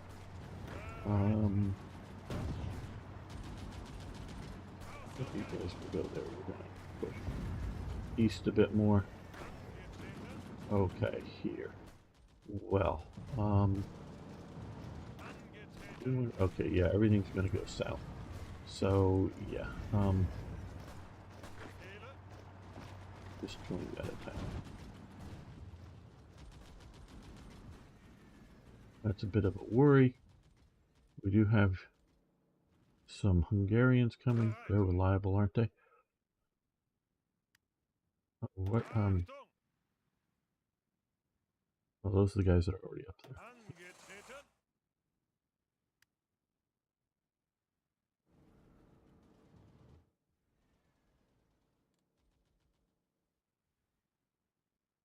Now let's take a look at our air battles. Okay, well, we probably need to move further forward. How badly are we doing? This will tell me. I've not increased the number of air units in a long time. Okay, well, fighters, yeah, now these are probably mostly old stuff that are still, you know, sitting back here. But, so fighters were doing okay. And the rest were sort of, well, medium bombers were sort of sucking. Transport. So, okay, fighters were doing okay. Now we focused heavily on fighter production. But I think now, Europe over Lithuania, and you're not there. So what we need you to do is, oh, you're bombers. Okay. Okay, we're going to hold. You guys, we're gonna hold.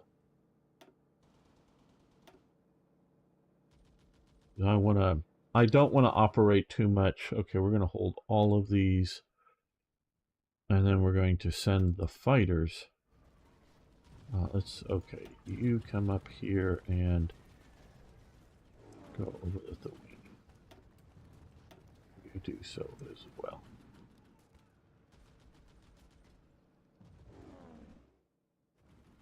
And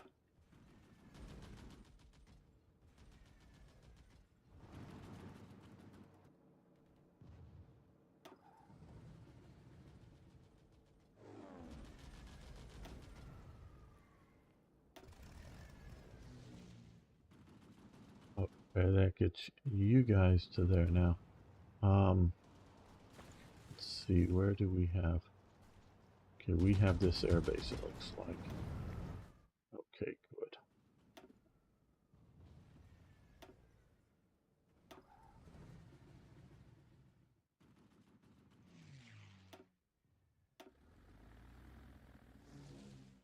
Okay. That shifted all of them forward. Okay, we're going to hold all air wings just so that we...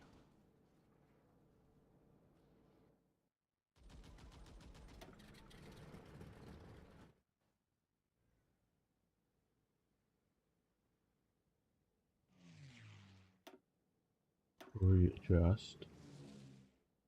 Okay, long range heavy fighters, you come here. And you're going to... over there.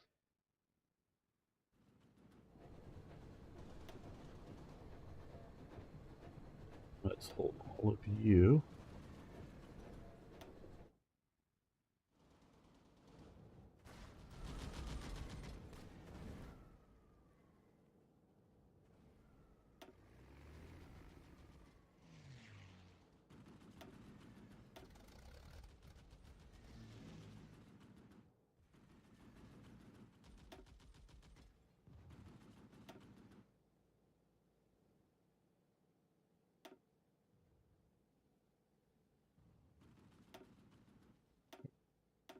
Hold the ones that are advancing forward.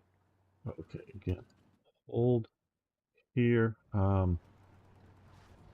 Let's send all of you here. Both of you here.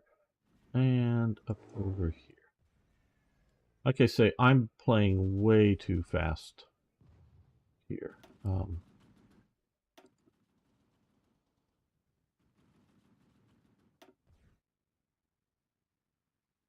Or good play.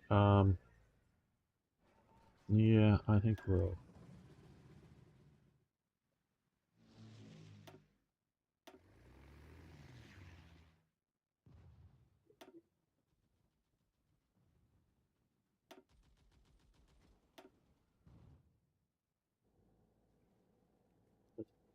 down.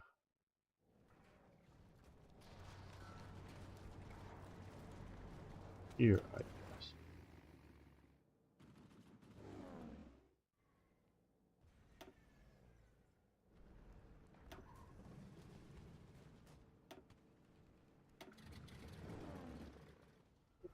Eastern Ukraine.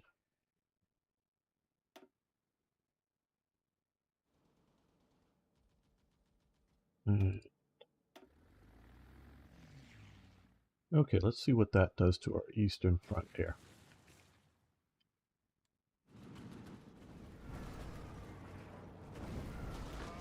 Yeah, you guys should move right to there. Cut off. So these guys are advancing into there. Okay, yeah, I think we could push a little deeper.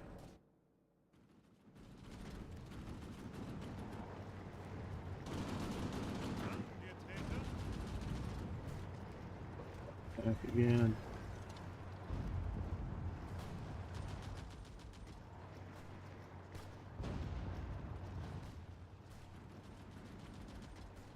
I don't think we'll successfully close the pocket, but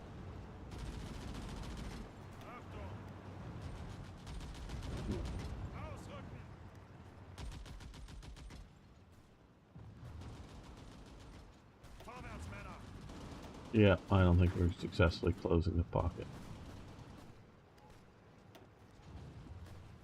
And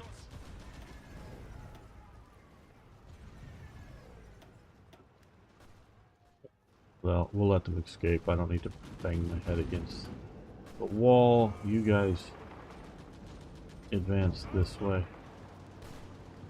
And you push that way as well. Keep going forward.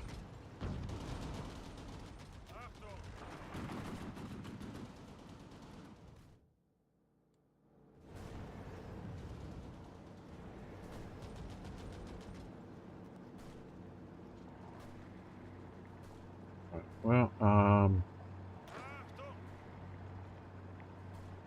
let them get organized up a little better.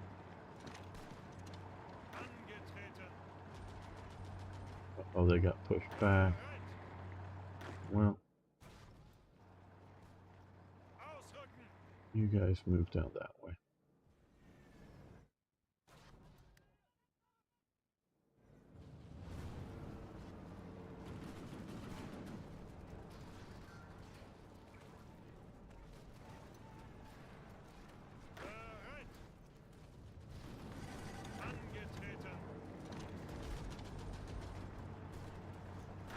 Well, let's put two across the river here and see if we can secure that.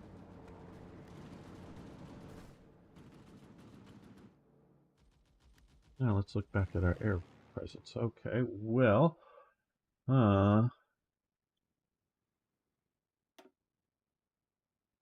they're still not moved yet.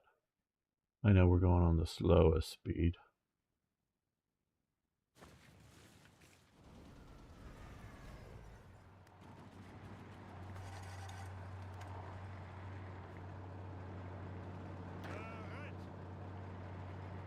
Well, once these guys get to here, then we'll push again here.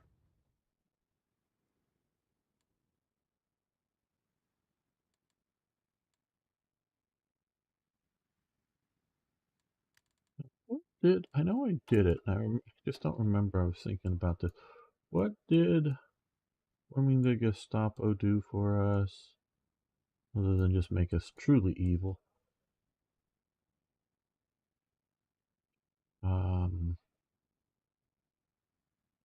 Where was it? It was over somewhere.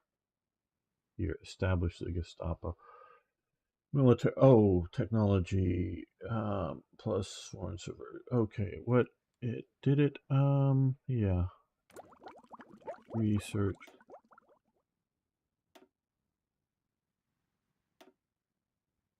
No. Yeah, it granted us this. So now we have greater suppression bonus for military police detachments.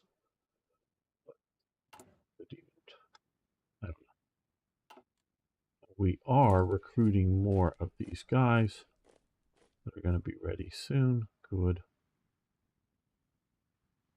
We can put around, hold our rear.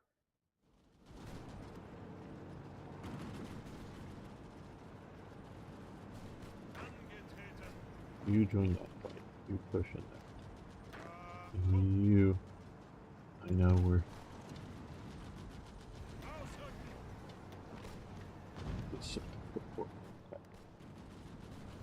I know it's against the lot and it's somewhat hitting your head against the wall, but I do want to just keep pushing. These guys should all be trying to cross that river. Yes, good. Okay, can you support the attack? And you guys can join that attack.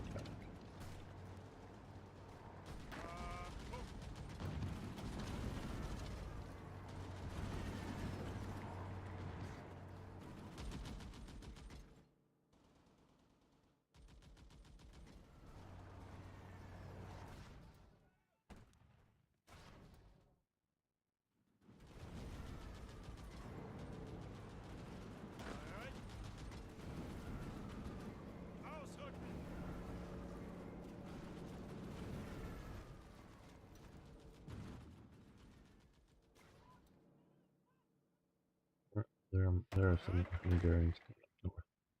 What do these look like as templates? Okay, to face off up there, that'll be alright.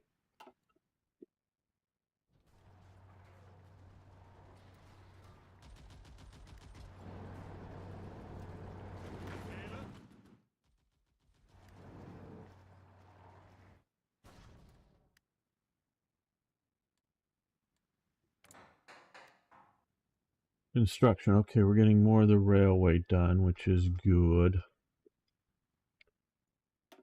Let's take a look at supply.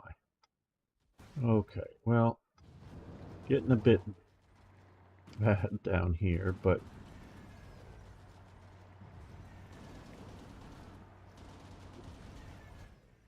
no supply connection to the capital. Oh.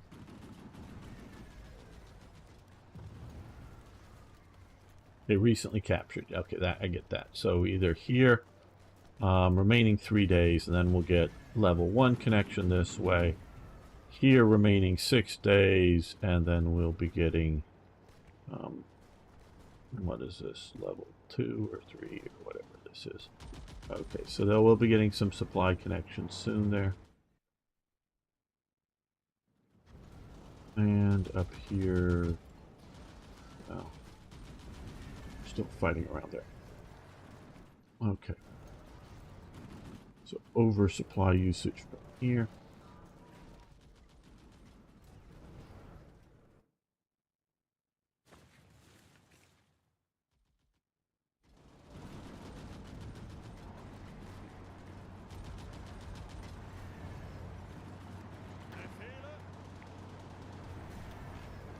Now that you're no longer attacking south, you can support that move.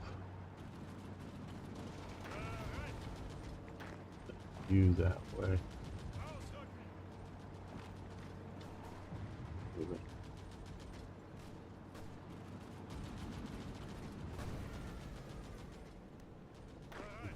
That attack.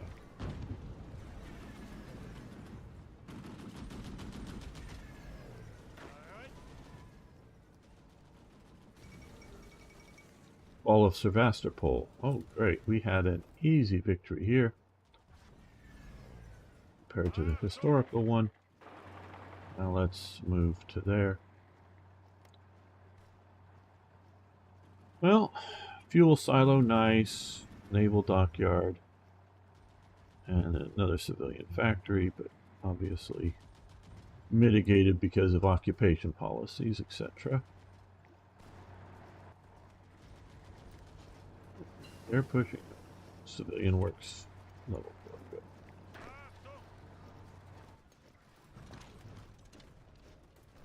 You push there.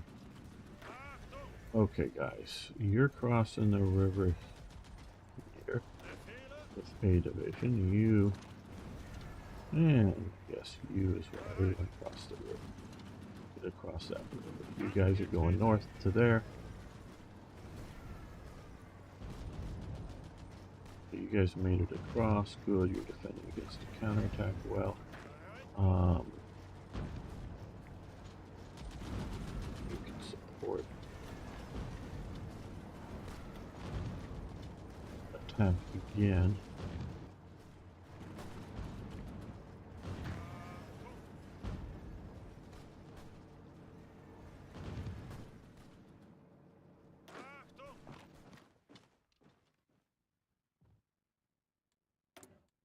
And that was construction or whatever level.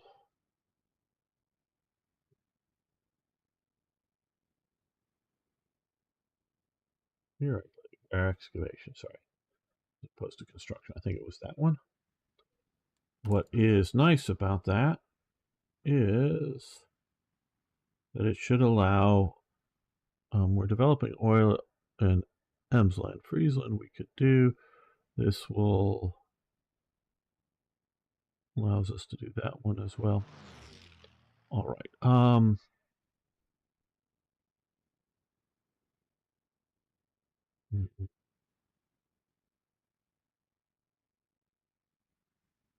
Fix oil would be nice. We're going to do that. Get that started. It's going to take a while to get that started, so we'll do that. Most of these are entirely beneficial. Few that are have some negative consequences. Factories. We are running low on uniforms, so uniform factories might be the thing.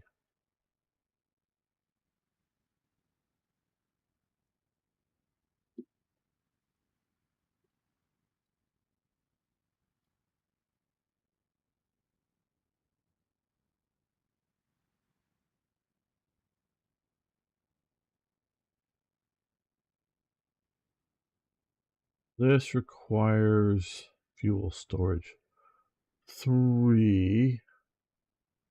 Okay, this is just fuel storage, because right now we're not worried about fuel storage. We're worried about fuel production.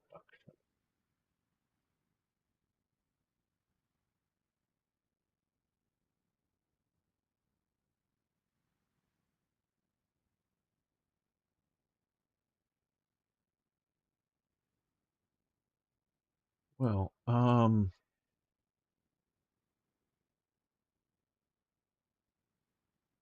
railway construction, speed, factory. Okay, we will do this. Oh, it's again, Black Ice people. Get your. It's the opposite between national focuses and research tabs, so it's confusing to me. I know I'm old and confused. Okay, well, this will also help railway construction speed, so we'll do that.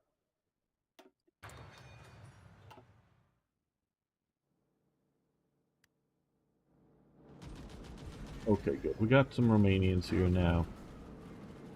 You can march the last little bit.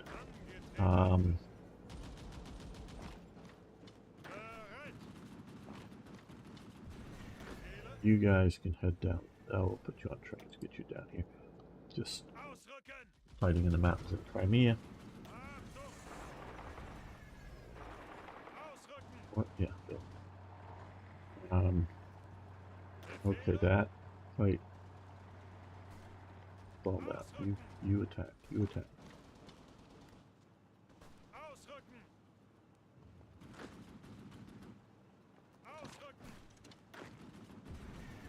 You attack north.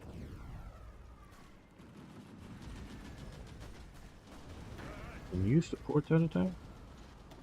Yes. That way they're no longer being overly surrounded in their attacks. Just defend from one direction.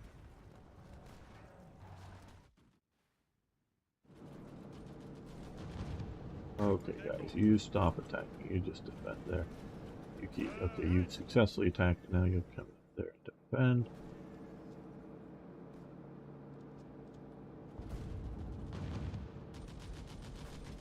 Well,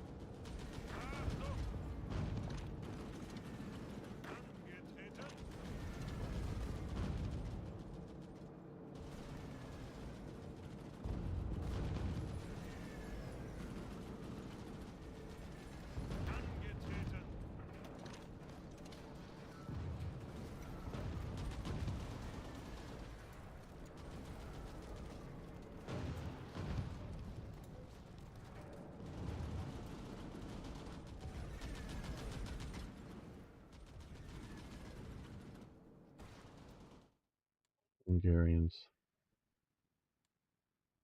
There are my Hungarians on trains going north. Okay, my Romanians have showed up here, the rest of them. Okay, one more division to the north.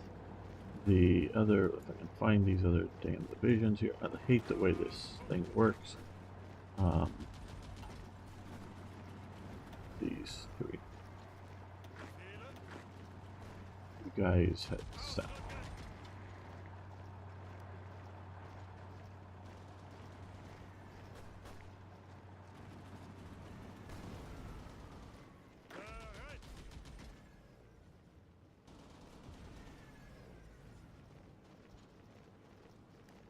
They're retreating, so now you guys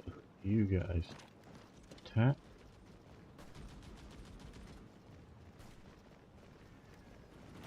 One of you supports the attack.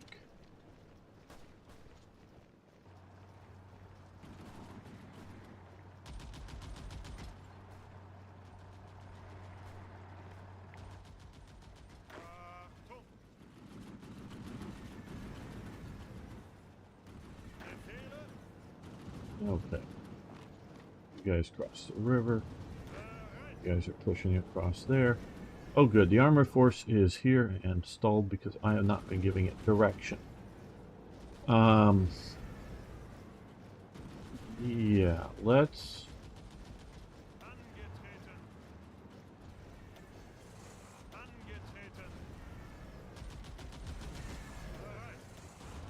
take all of these and attack there.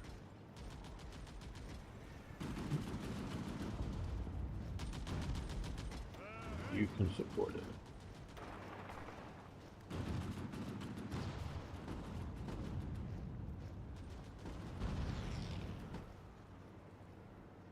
Okay, these guys should be moving through the swamps there because I don't know, because they're there. The swamps are there.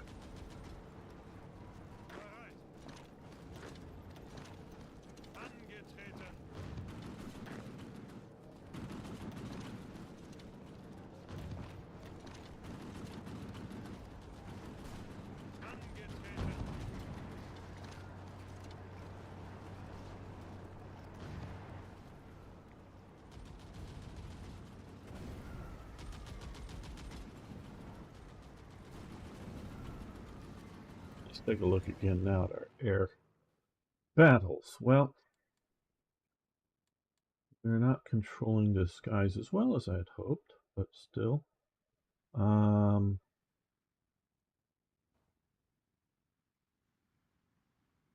are the rest of, like, the Italians doing? Okay, well, the Italians are not doing too well. They're retreating there. But maybe they'll be able to hold Italy. The Japanese, they're doing okay, I guess. And I think we'll end this episode here. Not the live stream, but the episode here. I want to thank everyone. And see you next time for more, yes, even more Hearts of Iron. Let's make a save and continue.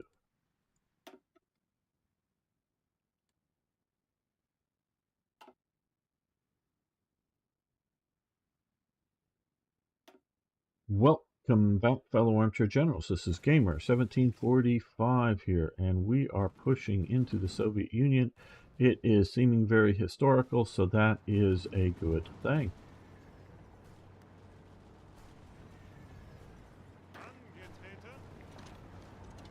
You guys attack it. You can attack north there into that armored division. Probably not that good of an armored division.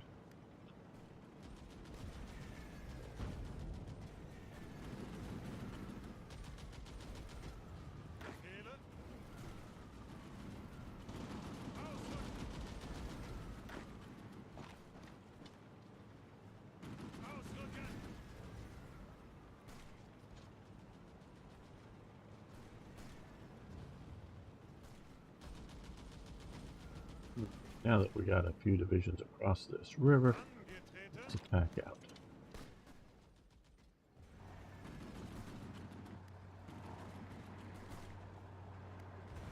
Alright, well, yeah, you're disorganized. You're in good shape. You join that attack. And you are no longer defending, so you will also join in supporting that attack.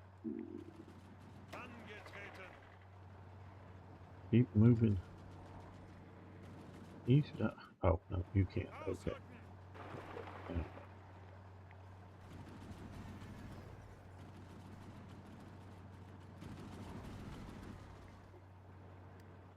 Yes, there's too much control down here for the.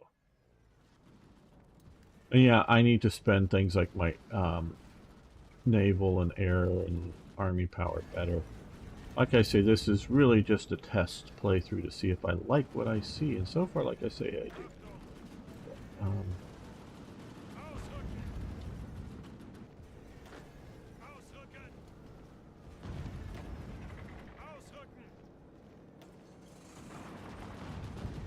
You guys push hard there.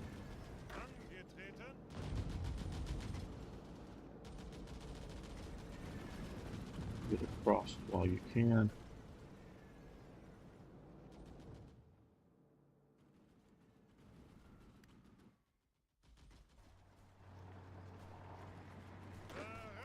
Okay, now that we're there, let's push here.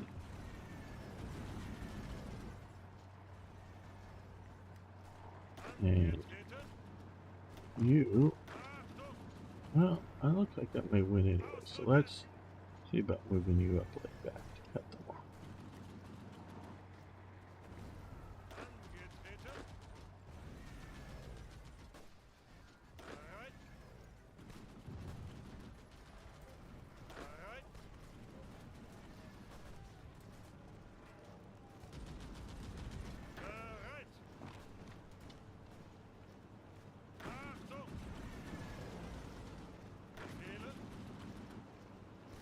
Oh, we got to here. Good.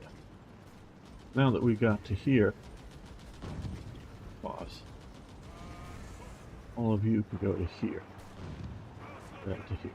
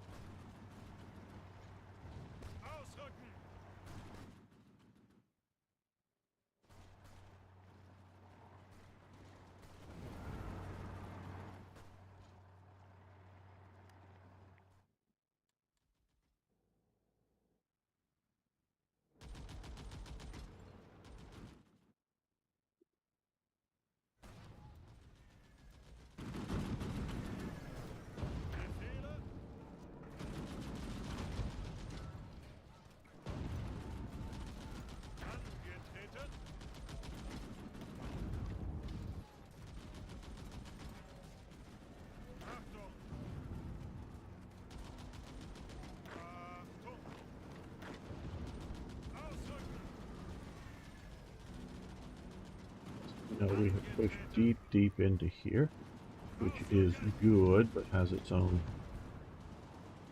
problems.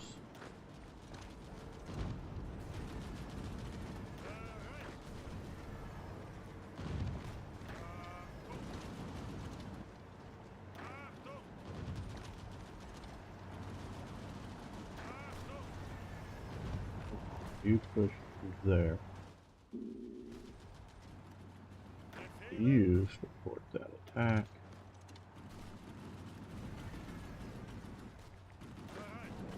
they've abandoned there, so go forward. Forward. Forward.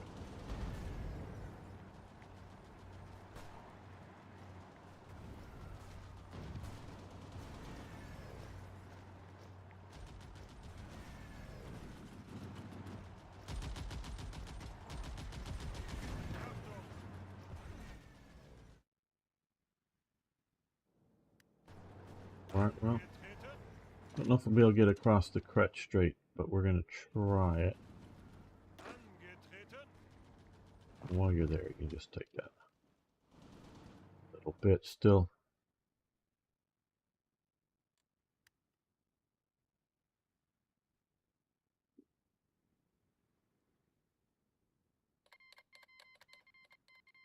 Oh, we've been embargoed. I thought we already were embargoed by the Republic of Finland.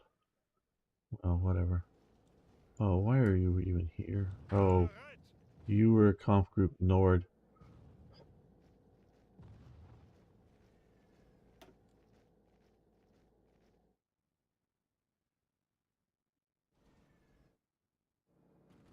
Well,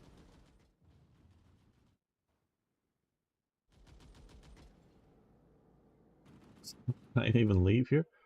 Wow. I gotta make sure. Okay, here's a bug report. You gotta make sure that Finland is an allied territory. Maybe we can withdraw from here. So let's head down here. Okay. Yeah, we could use that as a nice formation. All right. Oh, we lost some transports. They lost the envoy.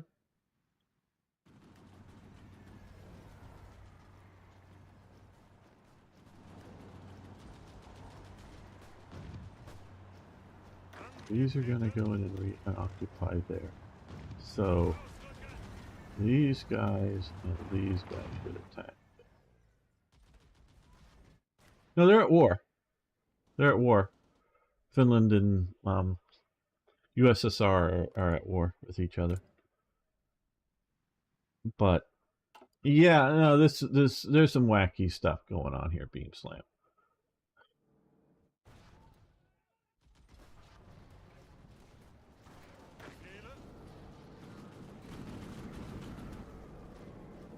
Well, that battle didn't work out as well as I'd hoped.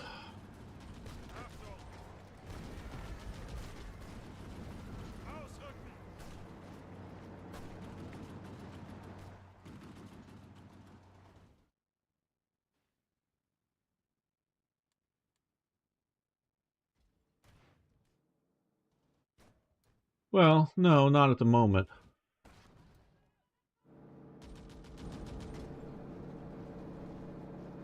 Okay, well, these guys are sort of kind of broken out here.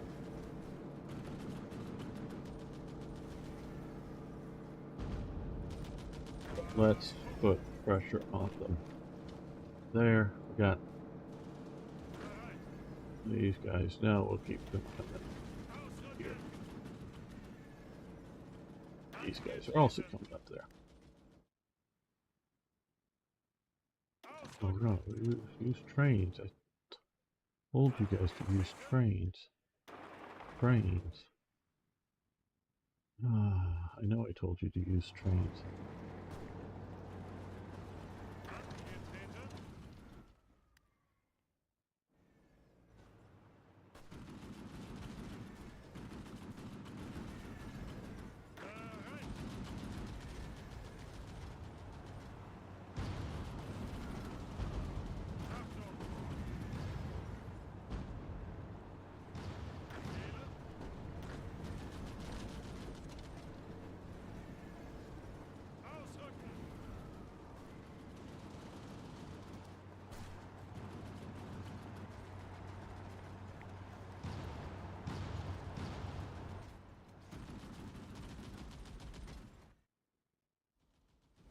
Well, we're heading towards Moscow fairly well. all things considered, including how late in the year we started. Okay, you guys attack that way. You guys, I guess, attack.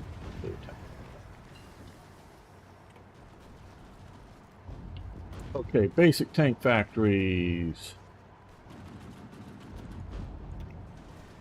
Very good. That is this one, I believe. Research, yes. So that more tank production will happen now. Be able to be happening now.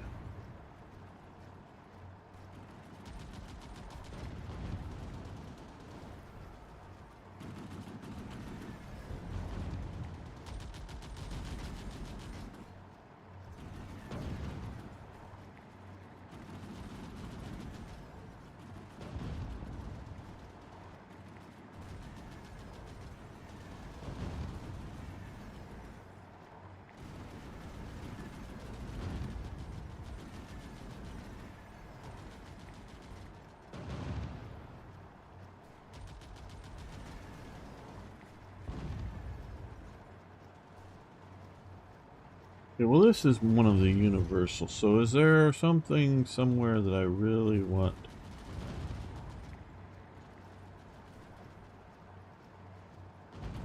No. Arctic equipment.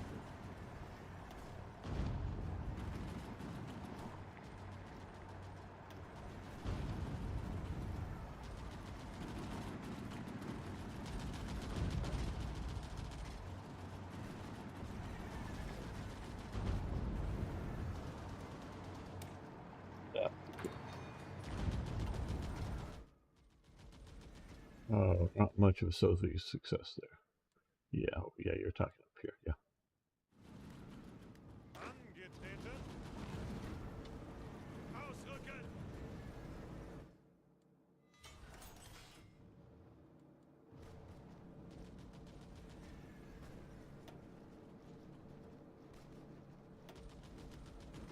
And military factory has become available. Well, we have greater tank production capacity.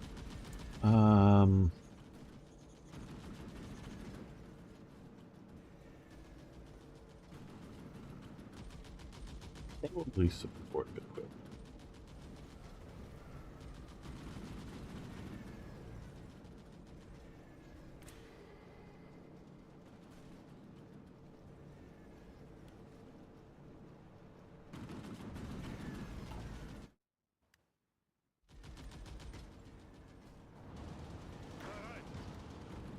We pushed very deep into here, very good.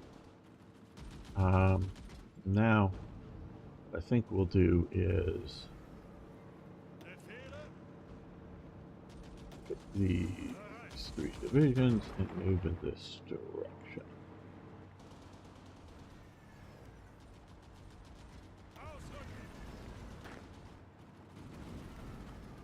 We just move to there, they can start pushing it there.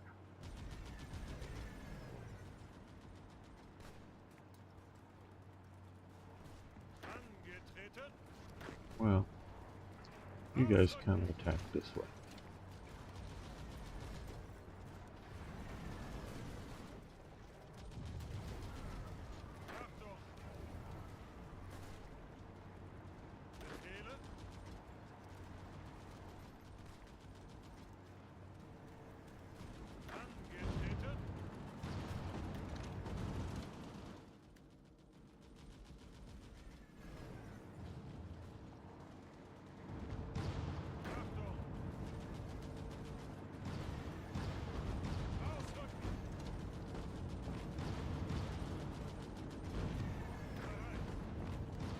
There we go. Now hit them from 2 provinces, 4 divisions.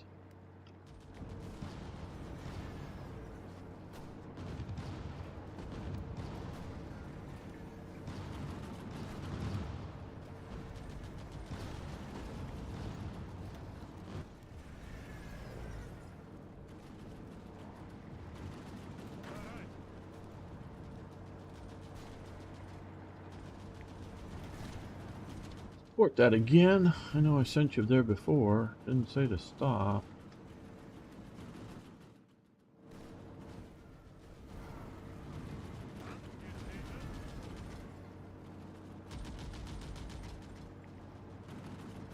Okay, they're pushing up into there. They've gotten...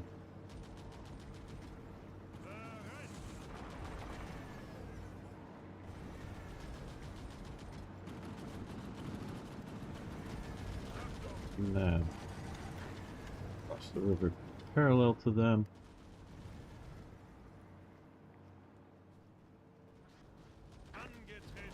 Now you can walk the rest of the way, so you'll be organized by the tank.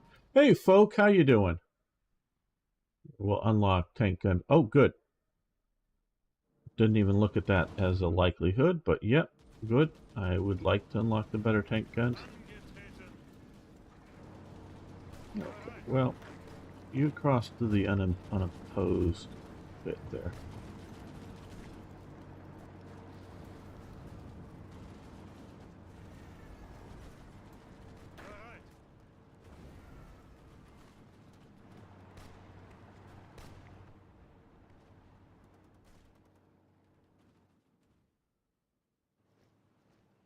Well, these guys were supposed to take that position, but they didn't.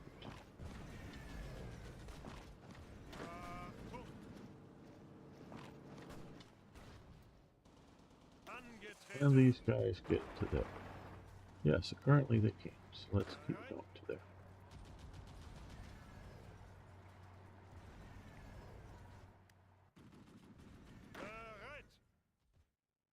And get a bridgehead across there, that'd be great.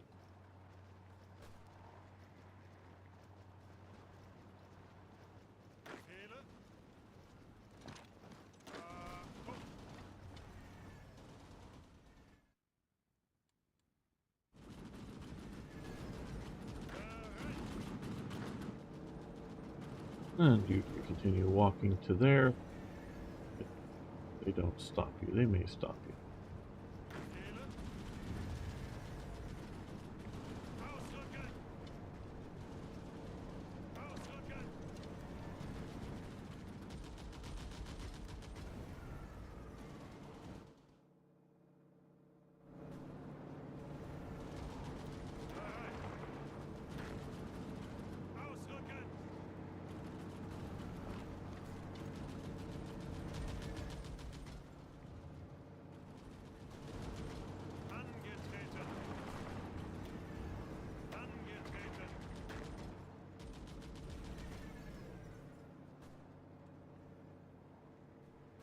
This is happening fairly too historical. I'm worried about something here. Not expecting all this history to work out so well.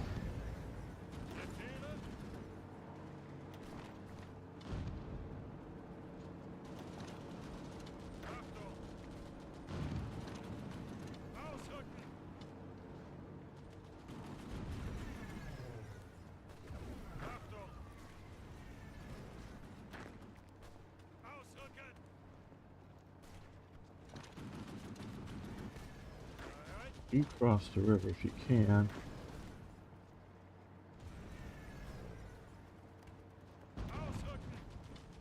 No, you support that, yeah.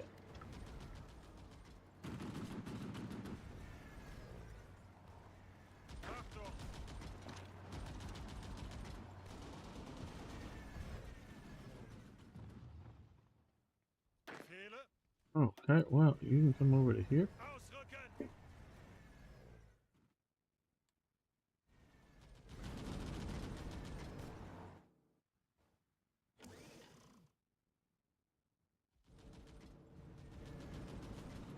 Oh, good. We got a nice little pocket here. Good. Come on, come on. Oh.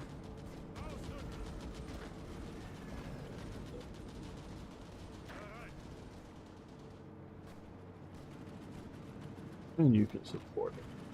Just support it. Keep them from being pushed out.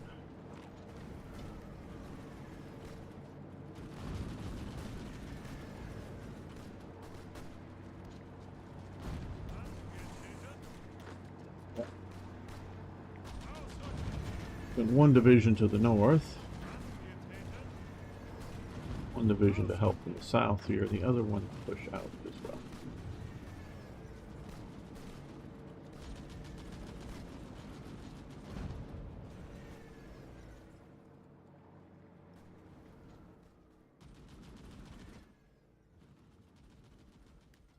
How is our supplies doing? Okay.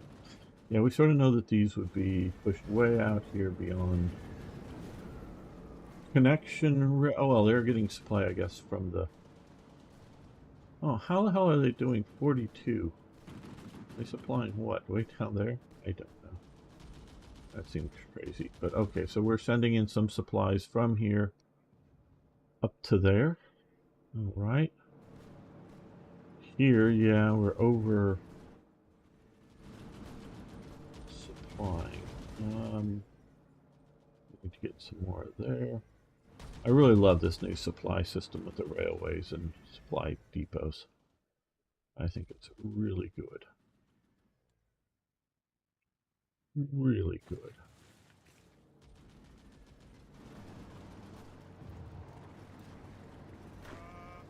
Oh.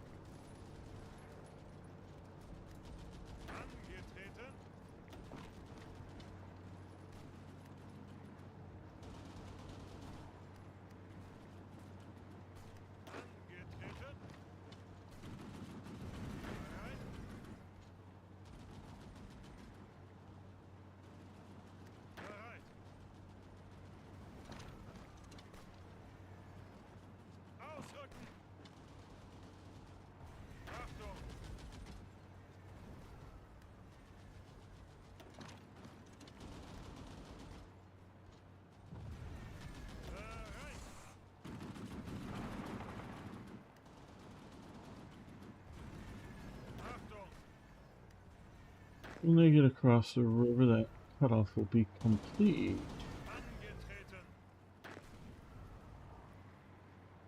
Well, let's attack so do a little better job there.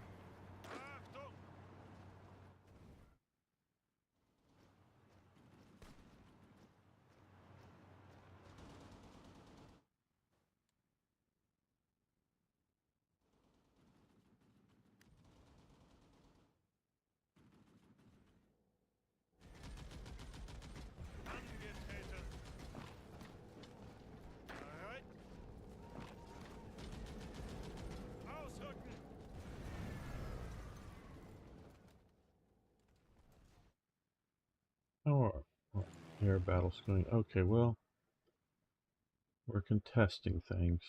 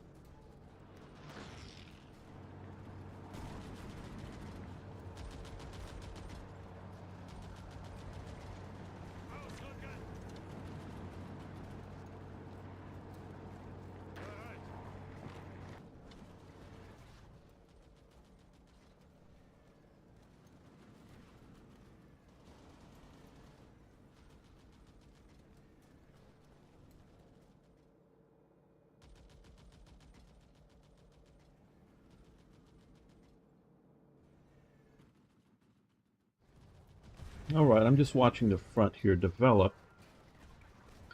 Going well. I mean, it's not miraculous, but it's going well. Okay. Well, we just want you to support and you to support that attack.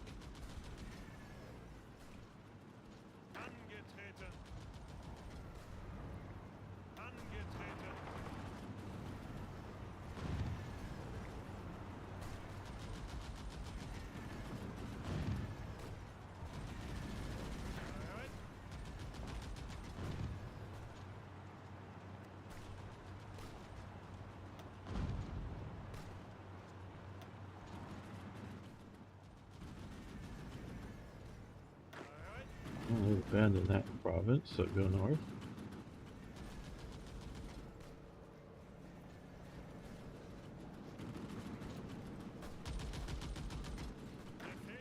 You can support the attack.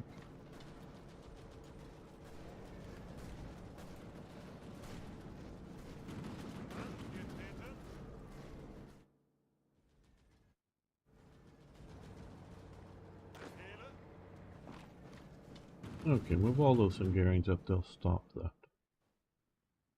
Counterattack up in the north. Okay, yeah, you don't go there. You stop. These guys will occupy. Yeah, that'll be good. Nope, we're crossed. And bold and daring moves are going to happen now.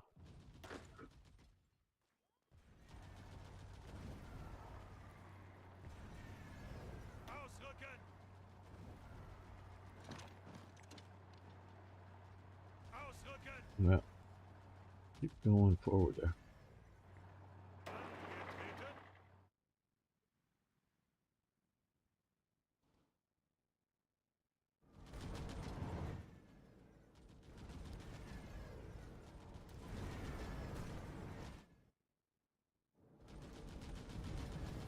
Okay, so we've killed off that pocket. That's wonderful. You move forward.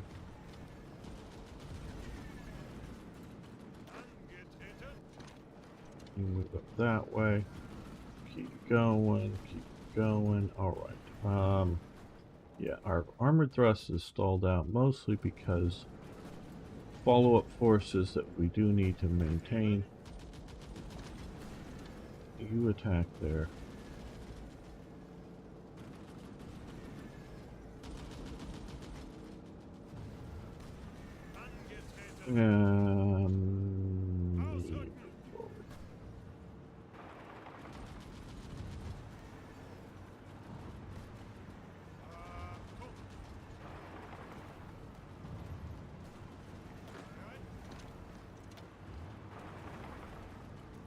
Keep everybody going.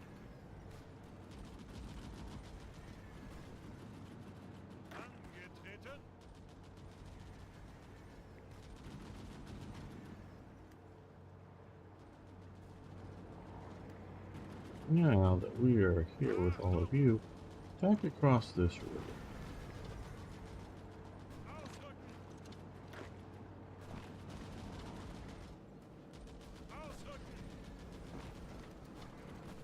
That'll pin, I guess, 10 divisions right there. Allow these guys to come up and cross. Allow these guys to get across.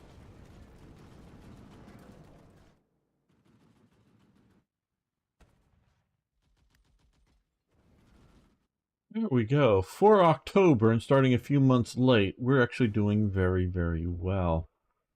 At least that's how I would categorize all of this. Italy, well, not so much.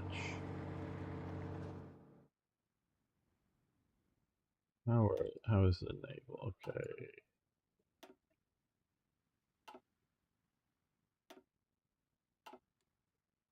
Air attacks are,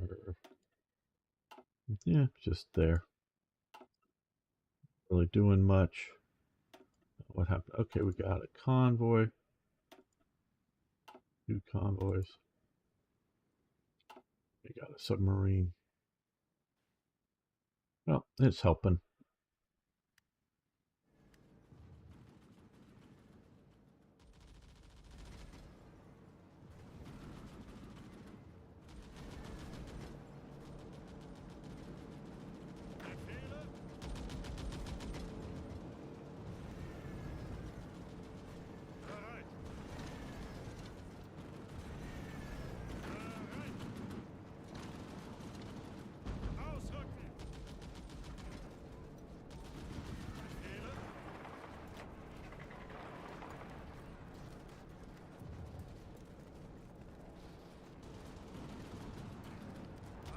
Now support that.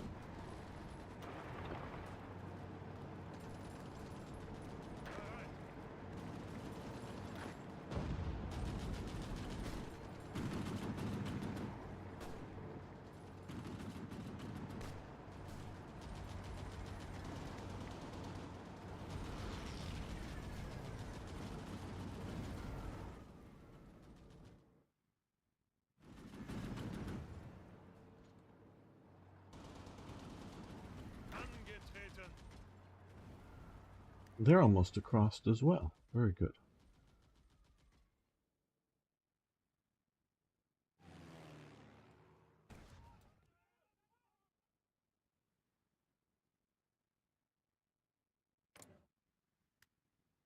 Let's take it. Ooh, they got 288.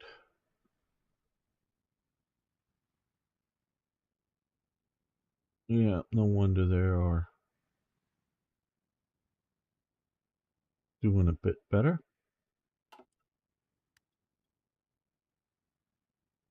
Now, okay. They've got a lot more.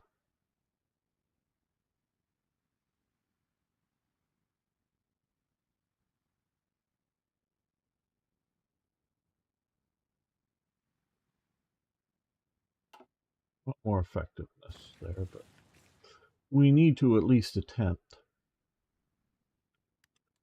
Losing track. Yeah. How? Okay.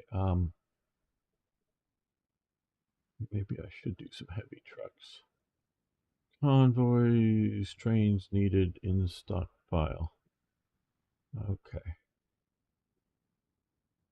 Got a lot of extra trains though. But lost only 10 to enemy bombing.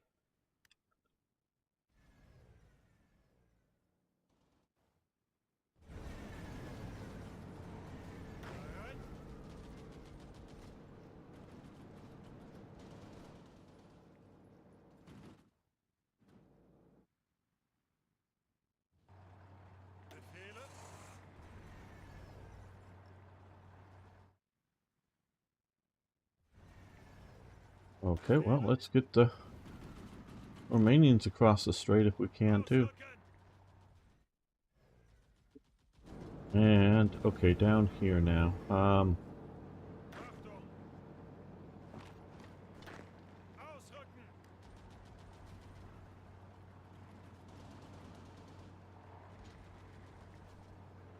That's looking like it's a good attack.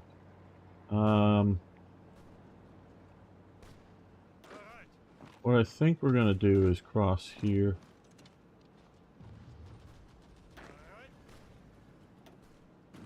And encircle this city a bit.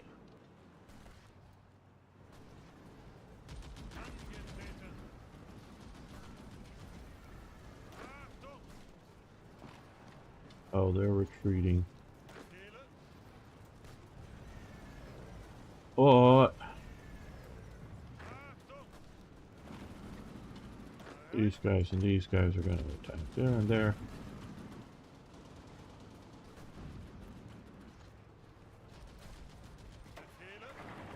Send you backwards a bit just to keep the pocket closed.